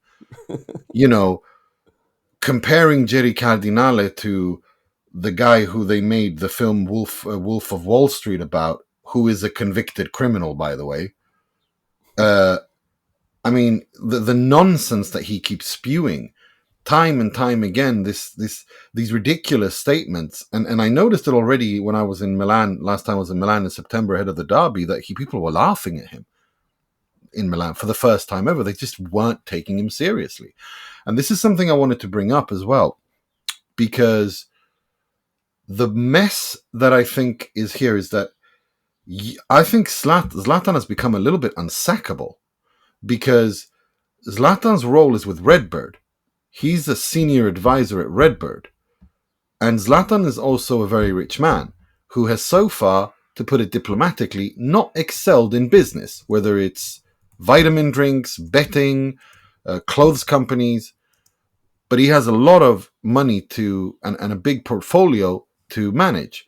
And there are reports saying that he is an investor in RedBird. So if he's an investor at RedBird, and he's also, and I'm not saying that is the case, but I've seen reports state that he has invested at RedBird, that he's a financial partner of Jerry Cardinale. There's a conflict of interest there. Yeah.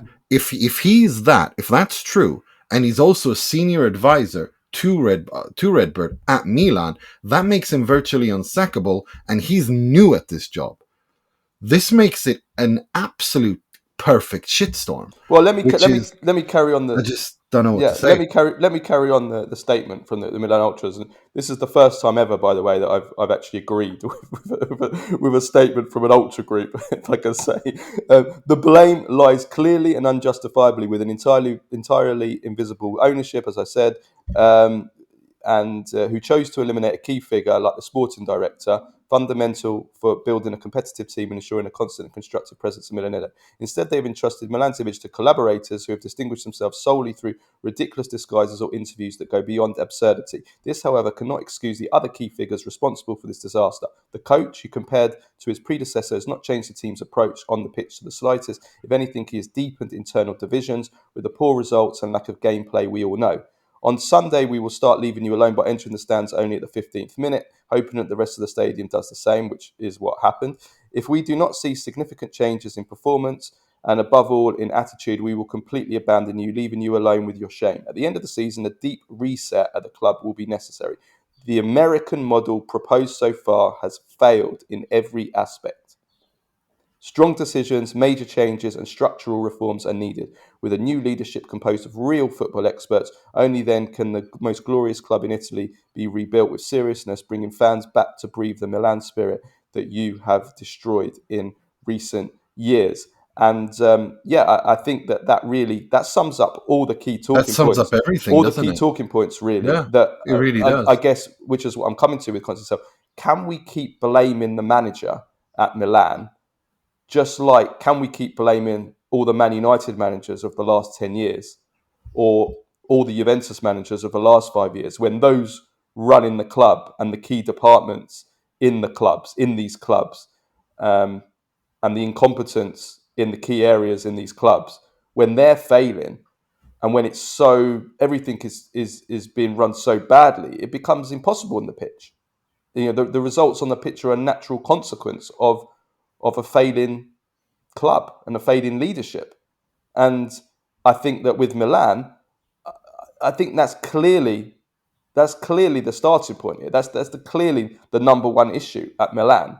The media, I'm sorry, I have to say this, but the media won't call out the likes of Cardinale or Zlatan when discussing Milan's problems because they have a relationship with them. They grant them access. They're nice to them. Access, access, Access journalism is what you call. which isn't journalism. But the fans are Begin not with. stupid. The fans know that. That's why the fans are going after Cardinale, Zlatan, the leadership.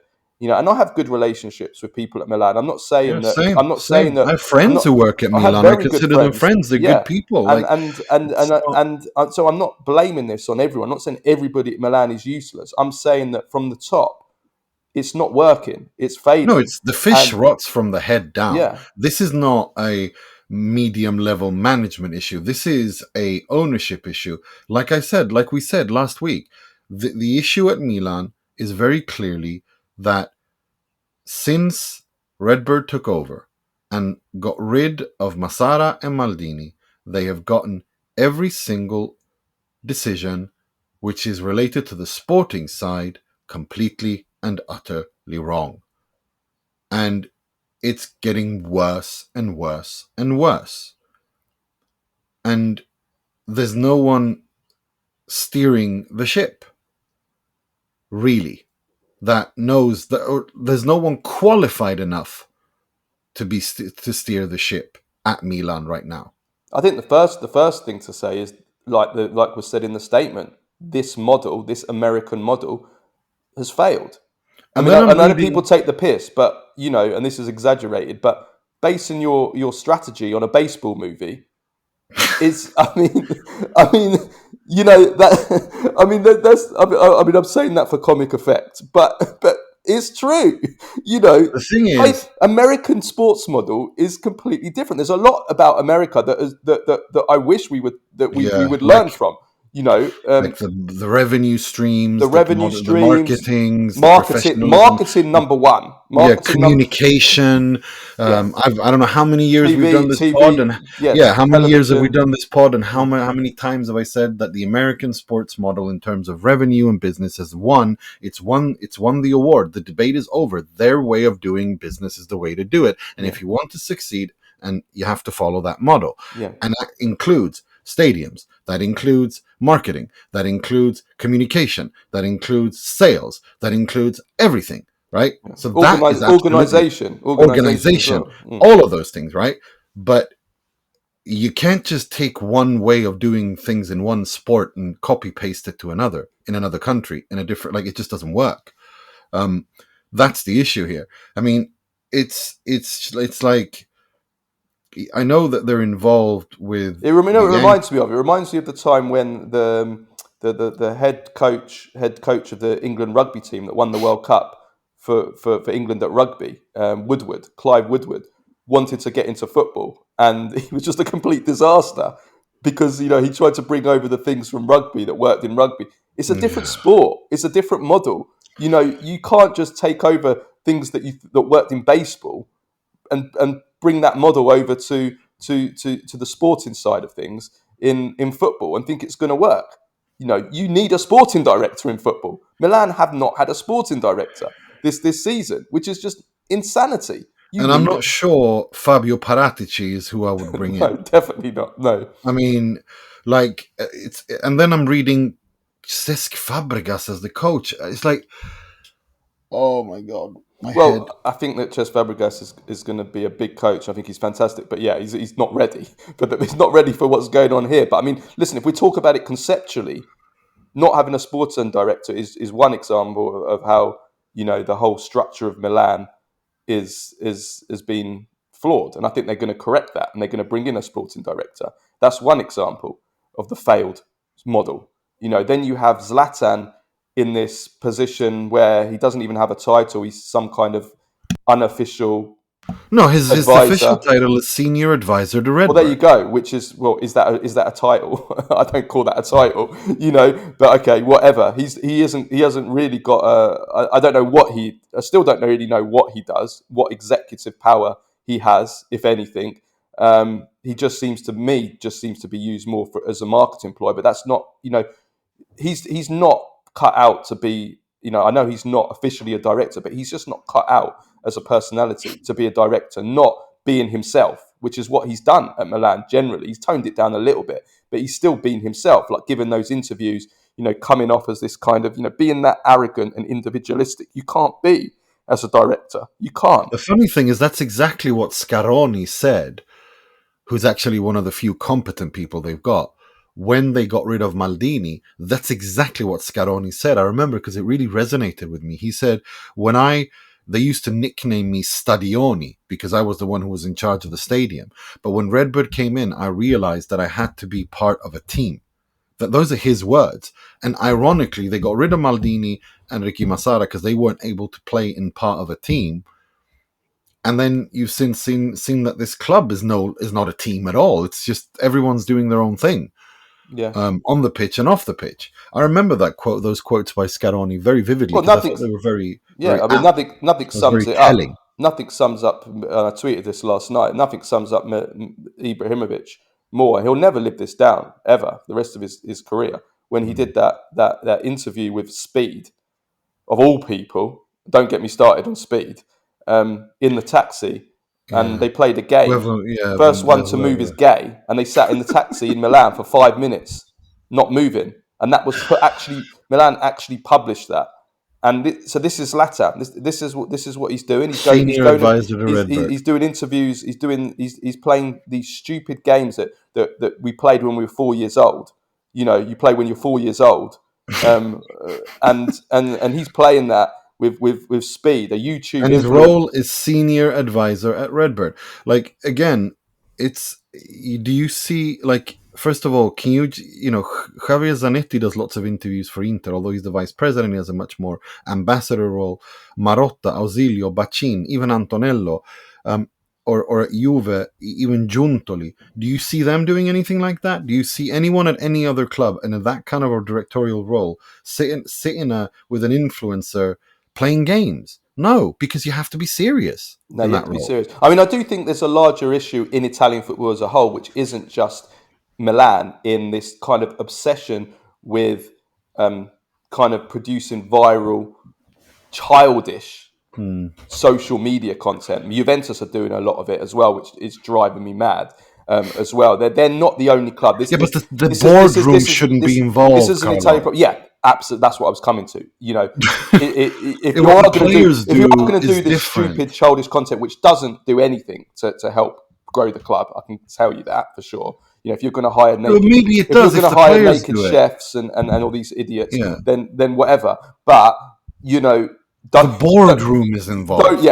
Don't get your director involved. I mean, this is what gets me. It's the boardroom that's involved.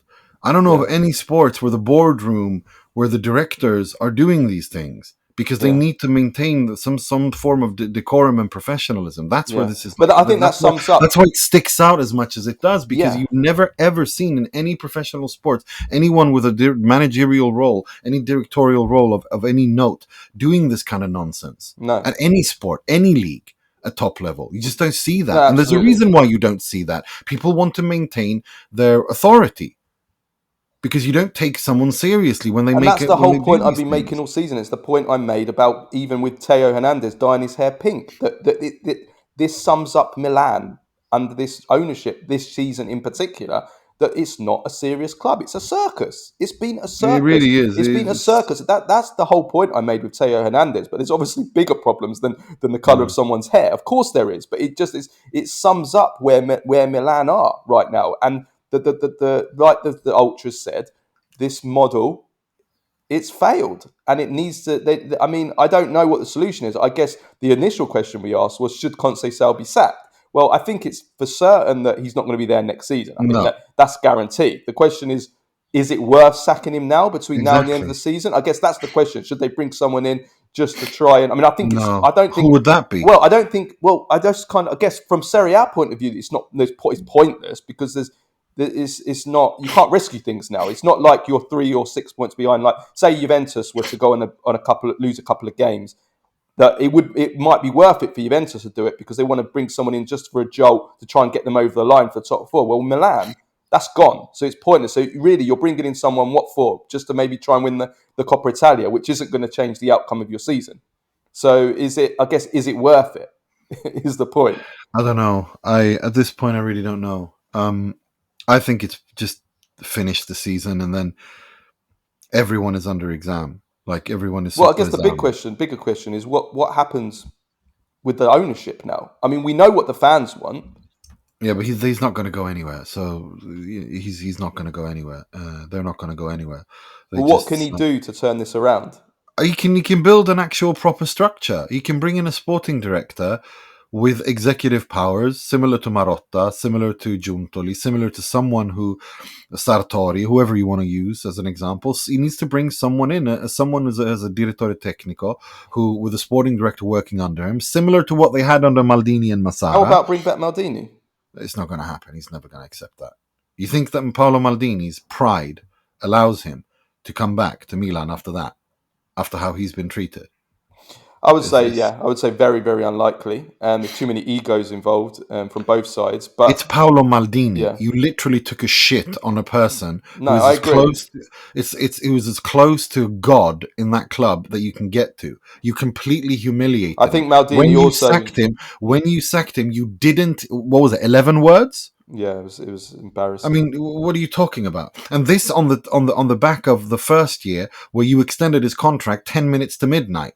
Like, what are we talking about here? There's no way that he's going to do that. Like, he will have no authority, and if he were to do it, it's only out of love, which is again the wrong reasons anyway, because you want someone there to professional. Like, they need someone with experience, know-how, knowledge, who can steer a ship and steer a club of Milan's stature. And find a role for Ibrahimovic, find a role for everyone, and get them pulling in the right Ibrahimovic? I mean, for me, he's unsackable, Carlo. He's unsackable. Well, he can keep his shares and just not be in a position. Yeah, but you think he's going to accept that?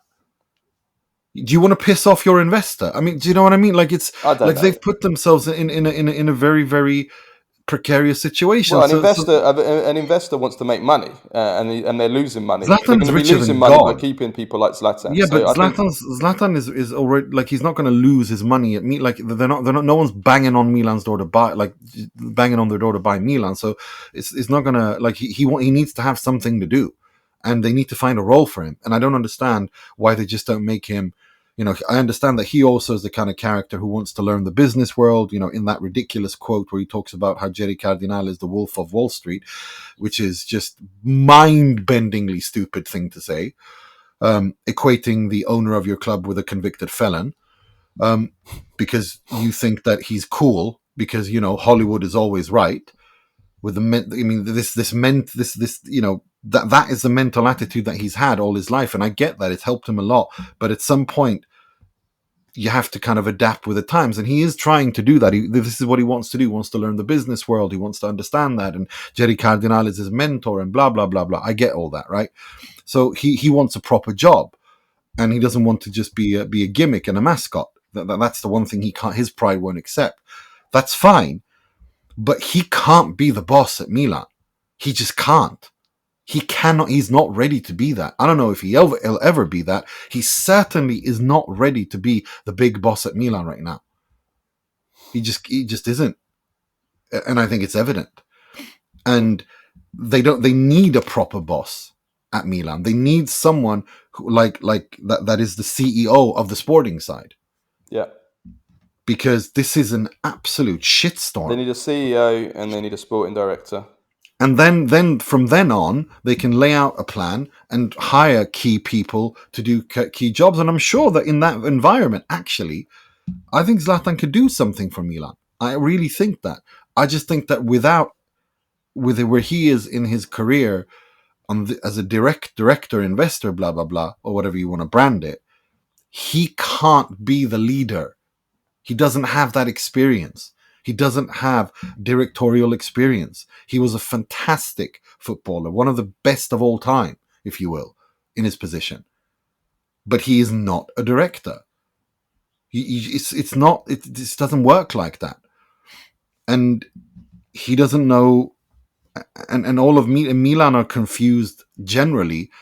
And he's trying to do what he used to do as a player to get out of it. And it's not working. It's just making people despise him and feel like he then becomes a symbol of something larger, which is not fair on him either. Yeah. Well, let's move on from the ownership situation. I'm sure we'll discuss it again at some point. Just a couple of referee incidents to discuss. First of all, the Pavlovic red card, correct or harsh? I think Marelli said it best. It's harsh, but it's correct. Because it's not a dogso. He's not the last man, is he? So it's not like he's denying a clear... Well, in that case, it's the wrong decision then. No, it isn't. Because it's not. Because, as Marelli said, the way that he challenges, the way that the challenge is so, off the rails, because he's not anywhere near the ball. He doesn't touch the ball. I don't agree with that. I don't think it's off the rails. I think he's just tripped him up. I disagree with that. I think it's a red card. If we consider it a dogso, if we consider that the other Milan player isn't going to come back and cover, then it's a correct decision. But I think there's enough doubt about that for me to suggest that it's one of those I think could go either way. But I think it's one of those that if there's doubt involved, whether it's a dogso or not, I think you should not give it. That's the way I look at it. What I would say though is I'm not sure who the Milan player was in the middle. I don't know if you know who it was that was chasing back. The player was ambling back, was just basically he was just chilling, jogging back. If that player had been showing the kind of hunger and fight to get back properly, as he should be, then he would have been about 5 yards further forward. Then there's no way this would be a red card.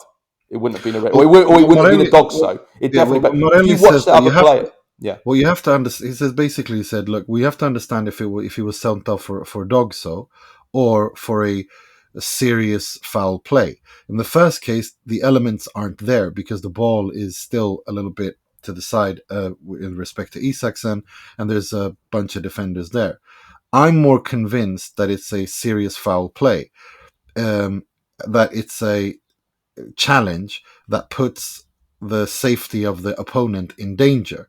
Pavlovic is very, very late with respect to the player and the ball. There's high speed, and it makes me think that the element, and that is the element that brings Manganiello to give the red card. It's a severe decision, but one that I find myself agreeing with. Yeah, I think that's that's pretty much exactly how I feel. That might be the reason why he's decided to send him off, but I disagree completely. I don't think it meets that criteria even close to meeting that criteria. I disagree completely. The only question for me is whether it's a dogso. For me, I completely agree, but completely disagree. I mean, the Teo one on Marisic is a more interesting one because an initial video went round which looked really bad from Teo. And the way I looked at it, it was Teo on Marusic. He's kind of going backwards, and he kind of stamps very high up, almost near his kind of top of his shin. Was it knee area? No, it was a knee. Knee, You yeah, mean knee, you mean the then Marusic thing? yeah, the Marusic one, and his leg bends back, and Marusic ended up going off, didn't he? Injured. Yeah, at half time. At half time, it was horrible to look at. When I saw that video, I was stunned. First of all, that there was no VAR, no red card for that, and I also thought that it looked to me just from that, it looked premeditated. It looked like a deliberate attempt to injure him. And for me, and I even said to some people, I say, from this video, this looks like something that you should get a long ban for. Then I saw the full video where he's actually running back, and there's doubt whether there's doubt whether he meant it. He's running back, he heads the ball. If it's intentional, then it makes it violent conduct. Yeah. And there's nothing to suggest that that's violent conduct. Mm-hmm. Like if it's intentional in the sense that you're trying to harm the player, then there's no then you can't look at the video and say that it's violent conduct. I don't think the elements to fulfill that requirement are there. But what I look at this situation the way, if you remember Euro 2020, Marcus Danielsson on the Ukrainian player, where he even got part of the ball, but he flies into the guy's knee and he went to Ukraine, the guy, and they had to, I think he had an ACL after that. Even though he got part of the ball, it's in the quarter. I think it's around the last 16 or quarterfinals of Euro 2020, Sweden Ukraine, and the controversy at the time was, he's playing the ball. Is it serious foul play? Is it reckless? It's on the limit. I think this is a similar situation to that, with the difference, of course, being that there the challenge was playing the ball, got part of the ball, but also got the guy's knee. Here, they're going for an aerial challenge, Marusic and Teo. It's an aerial challenge, and it's when they land down that the foot goes on his knee, on Marusic's knee. My read of this is, you're responsible for your feet and your arms at all times. And if you put the studs on the soles of your feet towards another player's knee like that, nah, that's I think it's like look. That has to, like, for me, that's you're putting that by definition is endangering someone. Do you know what I mean? Like that's how I read, because I think that, like, that's how I read it. But I also understand, from having spoken to people, referees and people who train referees, that it's the kind of decision that if the referee gives it, it stands, regardless of what the referee gives. And that it's the kind of situation VAR will not intervene in. Prefers they stay clear of that, because you can't make the argument that it's violent conduct, which I agree with. Is it reckless or is it serious foul play? If it's reckless, it's a yellow card, not reviewable by VAR. If it's serious foul play and the referee's seen it and he makes that call, based on how the images look, how does that become a clear and obvious error? Like, does that make sense? So that's how they see it. But so for me, I just think safety in these situations first. Elbows to the head, studs to the knee. You're responsible for your feet. Yeah, I know. I guess I'm looking at it more from the intent, because when I first saw it, I was really angry at Teo. I honestly thought, wow, he's actually done that. But then when you see the entire video, you see the entire incident, he's running back. He's not even looking at the player. It's a weird kind of, like, I've never seen anything like that. A player have his foot up in that position, running back. Never. So it's kind of weird how that happened. But I can't believe that. I can't believe that it was deliberate to do something like that, to position your body running backwards like that. I can't believe. I just think it was a freak, kind of like a freak accident. I think, to be honest with you, I can't blame it. So I let Teo off that. Having said that, though, like you said, at the end of the day, you can get sent off for reckless accidents, in football. Yeah. And the way that he done that, the way he connected with that player, that is that is something that causes an ACL. If you look at how the knee back, the leg bends back, that's something that causes a serious injury. Can do, and hopefully Marisic is okay and everything. But it was, it was risking a lot. And I'm sorry, the way that I've never seen anyone jump up like that and land like that. Like, I think, I can't remember, I saw someone on Twitter say something really good. It's like, is there intention to harm? No. Is there intention for contact? Yes. No doubt about that. I think there is 100% intention for contact. There's no doubt about only that. Teo would know that for sure, I think. Well, I think you need to look at how he jumps up and then his leg stands up like that and he follows through. I mean, come on, like Strange. It's very strange, but he's also risking injury. There is definitely intention for contact. Weird. Well, I don't know. Which is why I say you're responsible for your arms and your legs. You can intend not to harm someone, but just give them a little push, but you end up breaking their legs and arms. You're responsible for that. That's how I view it. I think players, just like in ice hockey, you're responsible for your stick. Doesn't matter if it accidentally goes in someone's face. You're responsible for your stick. Yeah, I think it's a strange one because I think that he's also risking injury himself with his body position moving like a kid. He is. That's why I'm not sure. But anyway, let's move on. But the thing is, like, we have to move on because we're running out of time. Lazio. Yeah. Let's talk about Lazio. The penalty as well. We have to talk about the Maignan penalty as well because that's apparently causing controversy as well. I don't know quite how. No, I don't. Listen, I don't want to go in there with that. I think it's quite clear. It's a clear penalty for me. He's unlucky because his momentum on the slide takes him through the player. But I mean, you can see it clearly. He takes out the player, and he's not really going down when he hits him either. So I think it's a penalty. It's a pretty clear penalty for me. Agreed. Yeah. So that's exactly how I see it too, and that's exactly how I see it. I don't understand the controversy here as well. No, like people saying, but he Isak's on, he Isak's and he exaggerates the contact. Yeah, but it doesn't matter because it's Maignan that lunges into. Well, Isaksen's going is moving in a certain direction. He doesn't change his direction. No, and the Maignan slide. Into him. It slides into him and takes him out. I think it's a quite clear penalty. But Lazio as a whole, it's a great win for them. Fantastic win. Excellent performance. Deserved to win. They created so many chances. They had 21 shots in this game. So away at Milan, even this Milan, that's very impressive. Almost gave it away with the Chukwueze equaliser, but they still managed to find a winner with almost the last kick. That puts them in a great position now for the top four. They're back in fourth ahead of Juventus' game with Hellas Verona. And it shows that I've said it. I've been saying it all season. I think Lazio are going to be there or thereabouts all season. And I think it's going to go to the wire. It could even come down to that Lazio-Juventus game in Rome on match day 36. It could even come down to that. We'll see. Also, I guess we'll see how Lazio do in the Europa League, whether that takes something out of them. But so far, they've looked physically great. Pretty much 95% of this season, they've looked physically good. They are a team, unlike Milan.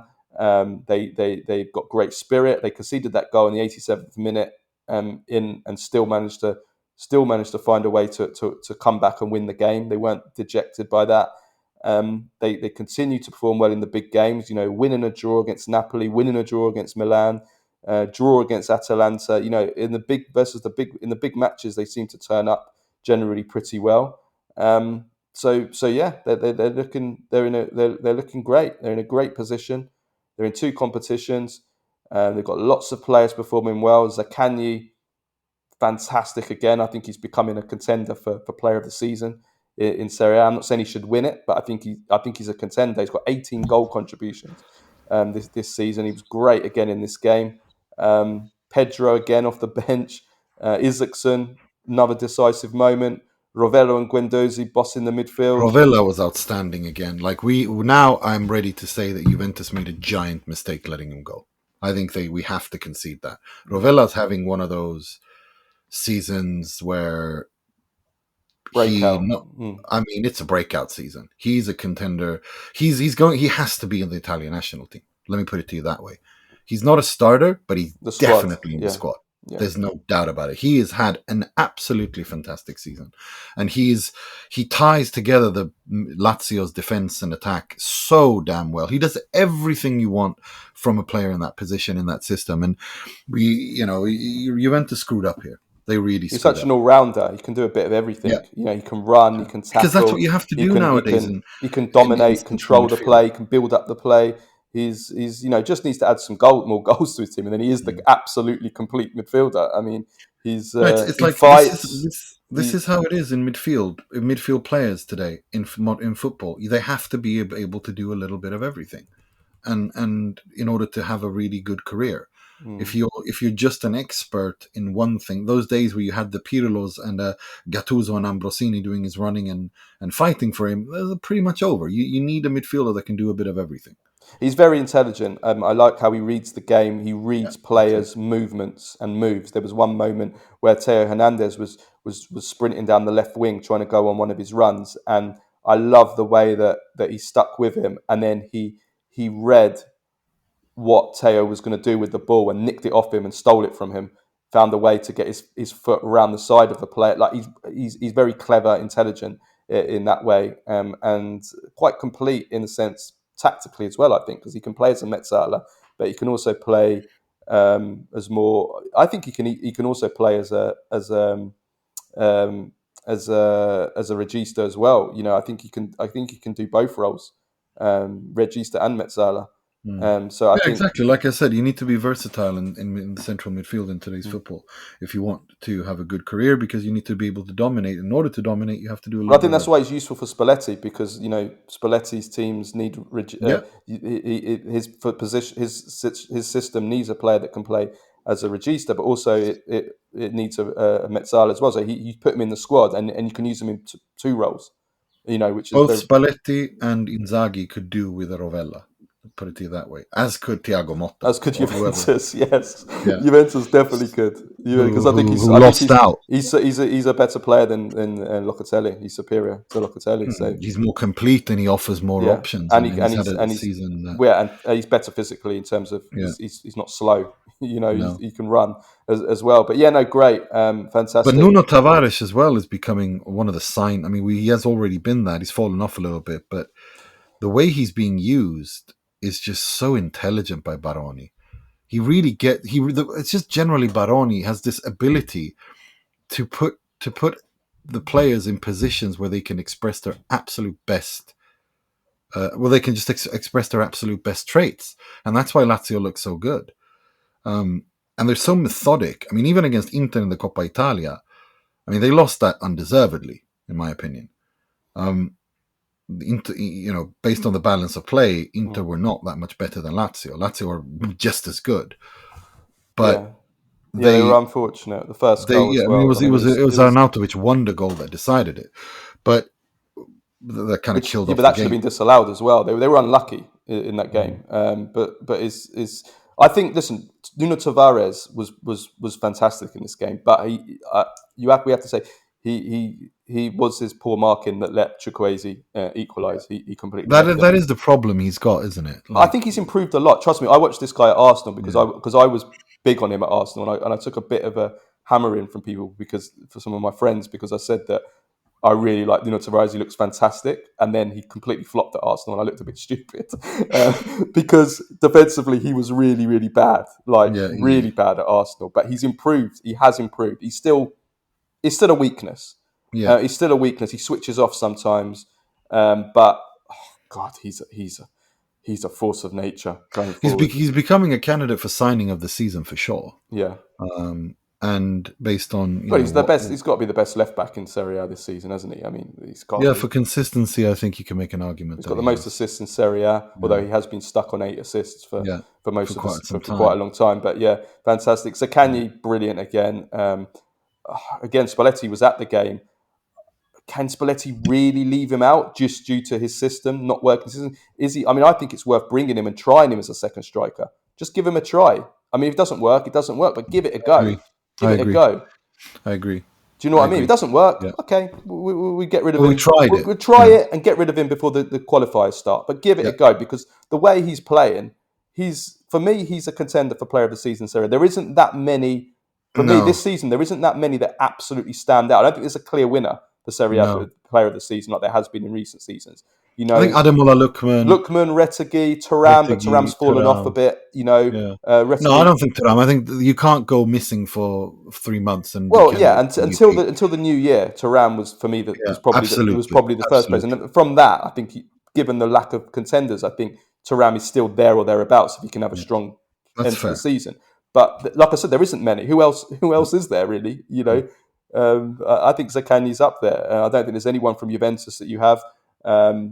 Napoli, I don't think there's anyone from Napoli. Well, maybe McTominay at most. Maybe, but that's a stretch, isn't it? You know, so I don't think there's a clear. I don't think there's a clear winner. For no, I don't think so. I think based on that, I think Zaccagni's up there. Really good, really good performance. We have to move on though. Roma, the subs turn the game around in this. They're losing 1-0 to Como. They're struggling. Salamakers then comes on, second half, scores minutes later to make it 1-1. Wrench comes on, assists the second goal, the winner for Roma, minutes later. And the assist was for Dovbyk, who came on as a substitute at half-time. So the three subs are the ones that turn this game around and win it. And I guess it just sums up Claudio Ranieri that everything this man touches since he's joined Roma has turned to gold. It is Ranieri can do no wrong at the moment, and what a job Ranieri has done. I mean, Roma are the form team in Italy now. 4 wins in a row now in all competitions. They're 11 unbeaten in Serie A. They've won 8, drawn 3. They're in an incredible run. They're above Milan now, which is insane. When Ranieri took the job, they were fighting relegation. I think they were 2 points above relegation zone or something like that. I mean, it's unbelievable what he's done. And as we speak now, before the Juventus play, they're 6 points behind Juventus. They're only 7 points off top 4. I mean, and Juventus are playing Atalanta this weekend. Yeah. I mean, it's a long shot. It's a long shot, especially with them in the Europa League and everything. But they're now even quite a big outsider, but they're an outsider though for 4th place. Look, they've got sandwiched in between the Athletic Bilbao games is Empoli away. Then they got Cagliari at home, Lecce away. Then their very difficult run starts. Juve at home, the Rome derby, Verona at home, Inter away, Fiorentina at home, Atalanta away, Roma at home. So they have a tough stretch of games. But if they win these next 3 games, they're going to be even closer. They're going to be. If they win these next 3 games, they're going to be in the race for top 4. Put it that way. Yeah, which is mad. Mathematically, yeah, which absolutely. is mad. Yeah, which is crazy. I mean, yeah, it depends on what the others do, but yeah, for sure. The question now is, and there's talk that the Friedkins are trying to convince Ranieri to stay as coach next season. Should he stay as coach? No, if he doesn't I don't know. I really don't know. That's exactly my reaction. My first reflex action is no, come on. And then I don't know, actually. I don't know. It's like he's 74 this year. Yeah, that's the thing. He should be already way too old. But it's absolutely remarkable what he's doing. I think this has been such a redemption season. Let him finish it out and then leave him alone. Let him end with grace. Let him go gracefully. And if he wants to be the person in charge of the football project, I think that's fair enough at the age of 74. We need to leave him alone. Gasperini seems to be Ranieri's favourite choice to be the coach next season. But yeah, it's going to be quite something to follow. What Ranieri's doing, it's unbelievable. Excellent comeback win. Como had a really excellent first half. They were deservedly ahead, in my opinion. But then things just got away from them second half. The equaliser and red card in the space of a few minutes and game changed, but they could have got a draw at the end. They hit the post, they had another chance, so I think that, look, Ranieri said it as well in the game. I think Fabregas, who was suspended this game, I think Fabregas has a big future ahead of him. I think he's doing a great job, really great vision of the game. But I think maybe should learn from Thiago Motta last season and maybe wait a little bit before going to a big club, and maybe do another year at least with Como. Because they're going places, Como. They're spending money. They're putting together a really exciting, interesting team. I think he should stay there for another year. Rest of the weekend fixtures, Nima. Yes. Run through them. Fiorentina 1, Lecce 0. So Fiorentina end their 3-game losing streak and puts them back in the European and even top 4 fight. So important win for them. Udinese 1, Parma 0. Tovan penalty this time. No drama. Take it by Lorenzo Luca. Udinese also, along Yeah. with Roma, one of the form teams in Serie A, 4 wins and a draw in the last 5. And Yeah. now they are becoming outside challengers for Europe as well. What a job Ranieri has done at Udinese this season. So that's great. Monza 0, Torino 2. Casade's first goal for Torino. Monza are just a joke now. They're a complete joke. I think there's a chance they could lose every game between now and the end of the season. They're so bad. They've literally given up. And then Bologna 2, Cagliari 1. So great week for Bologna after beating Milan. They're now only 2 points behind Juventus, 3 off Lazio in 4th. They're right in there in the running for 4th. Yeah. They really are. Italiano's done a great job. Yeah, you got to hand it to him. He's done an absolutely brilliant job so far. And the fact that they're in the semi-final, they could even reach the final of the Coppa Italia. Should reach the final. He's having a fantastic season. Yeah. Another final. He seems to reach a final every year, but then he hasn't managed to win. Genoa 1, Empoli 1 in the other game of the week, and Juventus Verona on Monday. European fixtures, I'll read them out. So Feyenoord, Inter, Champions League, last 16, first leg in the Netherlands on Wednesday. And then in the Europa League, Roma against Athletic Bilbao in Rome, and Victoria Pilsen versus Lazio on Thursday, Lazio away. And then on the Conference League, last 16, Panathinaikos versus Fiorentina in Greece. So, yeah, big week for the Romanian Italian clubs. Inter, as we said, Inter look a bit tired, but Feyenoord completely gutted. Like, they've only got one midfielder fit, so there's no excuses for Inter. They have to win this tie. Nima. Yes, they most definitely have to win this tie. Feyenoord are very much a team that is that are depleted. I mean, there's no doubt about that. But yeah, it's one thing though that they do have speaking for them is that the Dutch league has decided to postpone their next home game against Groningen, so that they play Inter and then they don't play until they play Inter again. Because I've seen some reports say it's because they want to give Feyenoord the best chance to do well in Europe, which I think is good. That's great for Feyenoord, but if I were Ajax or if I were anyone else in that league, I'd be fairly pissed off because you're doing favors for teams. Yeah, Feyenoord are so way off the top of the league that I don't think it really. Yeah, but it's not that. I mean, they got Utrecht in third in 46 points. They got Twente in 43. AZ Alkmaar in 43 points. So they're in the spot in the race for the Champions League and European spot. Like, I think it's great that you have an FA that cares so much, but it's not very fair to the other teams in that league. Well, no, I think I agree. You can look at it both ways. And Roma, Lazio, Roma, really tough game. Athletic Bilbao having a fantastic season. Yeah. That's going to be a great tie. If Roma win that, I think they can make the final. Without a doubt. Lazio, Athletic are the strongest team down that side of the draw, in my opinion. Yeah, but Roma can do it. I think they can do it. Roma are in great form. They've got the experience as well. And I'm also, Dybala is really starting to pick up as well. He seems to have got a bit of a spark back, like he's beating his man, he's going past his man, and he scored, obviously was decisive in the last leg, so hopefully he can turn up. And Lazio I expect to win. Fiorentina we're expecting to go through the tie, although it's always difficult playing in Greece. Let's finish off with Baggio, Premface and Serie ASS of the week. So Baggio, we have Jamie Carragher appears again. He's in our show every week now.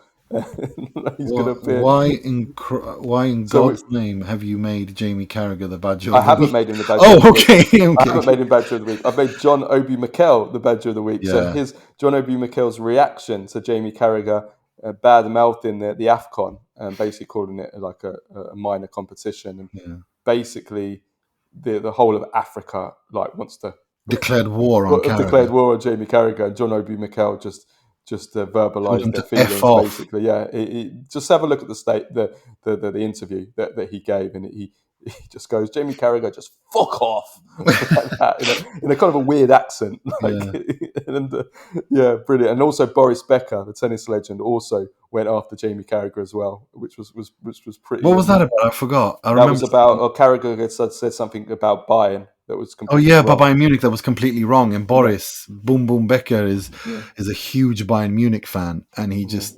destroyed him. Yeah, he did. He launched one of his aces. He was a Boom Boom Becker. Boom Boom Becker. He put Carragher back in his cupboard. If you know, you know. Right. Premface. Do we have a Premface? Or because I don't have one. Carragher. I think it's Carragher being publicly humiliated at this point at a daily basis. It's like he gets off on it. And I, for me, Baggio of the week is also Micah Richards, who did his absolute best, the Herculean task to save Jamie Carragher from himself, but Jamie wasn't having any of it. He was like, "No, I'm going down with this ship." I love that. Serie ASS of the week. I've got a few here. So first of all, staying on the TV rights, as always. In Australia... It wasn't just Australia, it was everywhere. In Sweden, we didn't have it either, which I was grateful for. I wanted to make that Baggio of the week. Not having to listen to the idiots in this country that have the rights to Italian football and can't pronounce the names properly, can't commentate. It feels like they literally take someone off the street and say, "Hey, you want to do the Italian Cup? You want to do Coppa Italia?" And not having to listen to any of the clowns that I usually have to listen to, but instead the beautiful sound of silence and the crowd. Nima's going full Keir Starmer, banning people from talking, banning free speech, sending send police around the commentator's house. No. It was beautiful. It was like the fact that I didn't listen to any of the clowns that usually commentate on football in Sweden was a godsend. Well, let's just say what happened. There was no commentary for. There should have been the world feed, but it wasn't. There was nothing there, which is annoying. But compared to what I usually have to deal with whenever I watch football in Sweden, generally, the sound of silence and just the crowd was a blessing for me. I don't have to listen to donkeys mispronouncing names, referring to Lautaro Martinez as Lautaro Martinez, as if he's like the son of Jukka-Pekka from Rovaniemi in Finland, or carne secchi, and all the other nonsense they say. So no, thank you very much for that. So that's that for me. That's the Baggio of the week. Okay, right. The other two Serie Asses are the Empoli social media admin, basically admitting. Well, so when Empoli knocked out Juventus in the Coppa Italia quarterfinal the other night, and they put out a tweet on social media with like a picture of a pitch with like scribbled on writing that's been made on a phone, on paint on the phone, saying basically saying that their social media manager wasn't working. So I guess that just. I think that was a joke, though. Maybe it was a joke. I don't know. Yeah, I felt like they were. I think they were just having a bit of a laugh because they were having a lovely, lovely, lovely time on the internet. The Empoli man, like the Empoli Twitter account, was having one of the best nights of their life, and God bless them. They reached the semi-final of the Coppa Italia for the first time ever in their history. So I get that they wanted to have a bit of fun. Yeah. But for me, the Serie ASS of the week is Cesc Fabregas. You can take Fabregas away from Arsene Wenger, but you can't take the Arsene Wenger out of Cesc Fabregas. That comment that he said after the Roma game is just so embarrassing. What did he say? I always talk about winning, that we must have a winning mentality.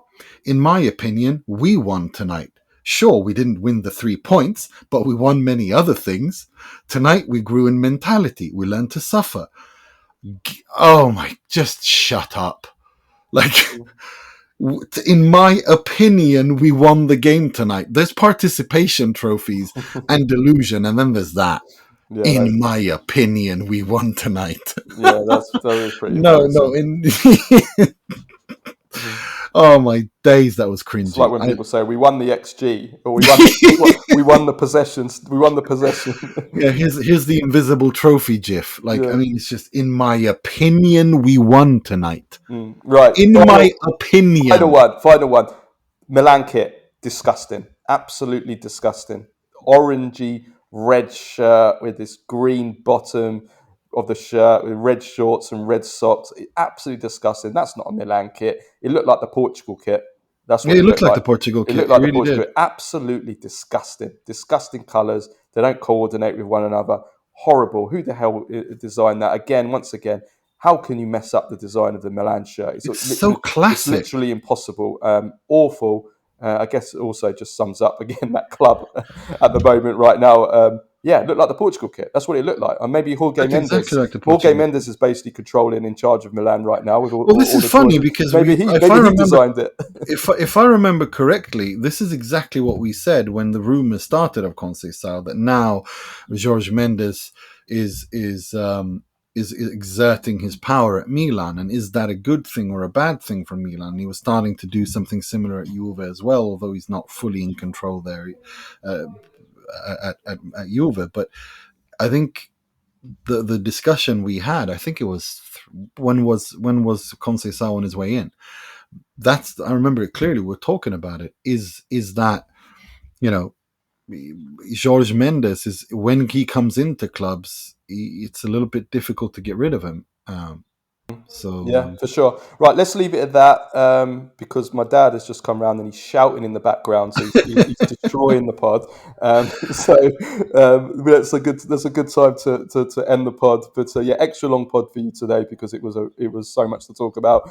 Hope you all enjoy it. We will be back later in the week for Q&A and also for review of Inter versus. Inter's match in the Champions League, whether that's as a full pod or whether it's just a reaction pod. We'll have something. Yeah. Okay, great. Let's leave it at that. Ciao, ciao.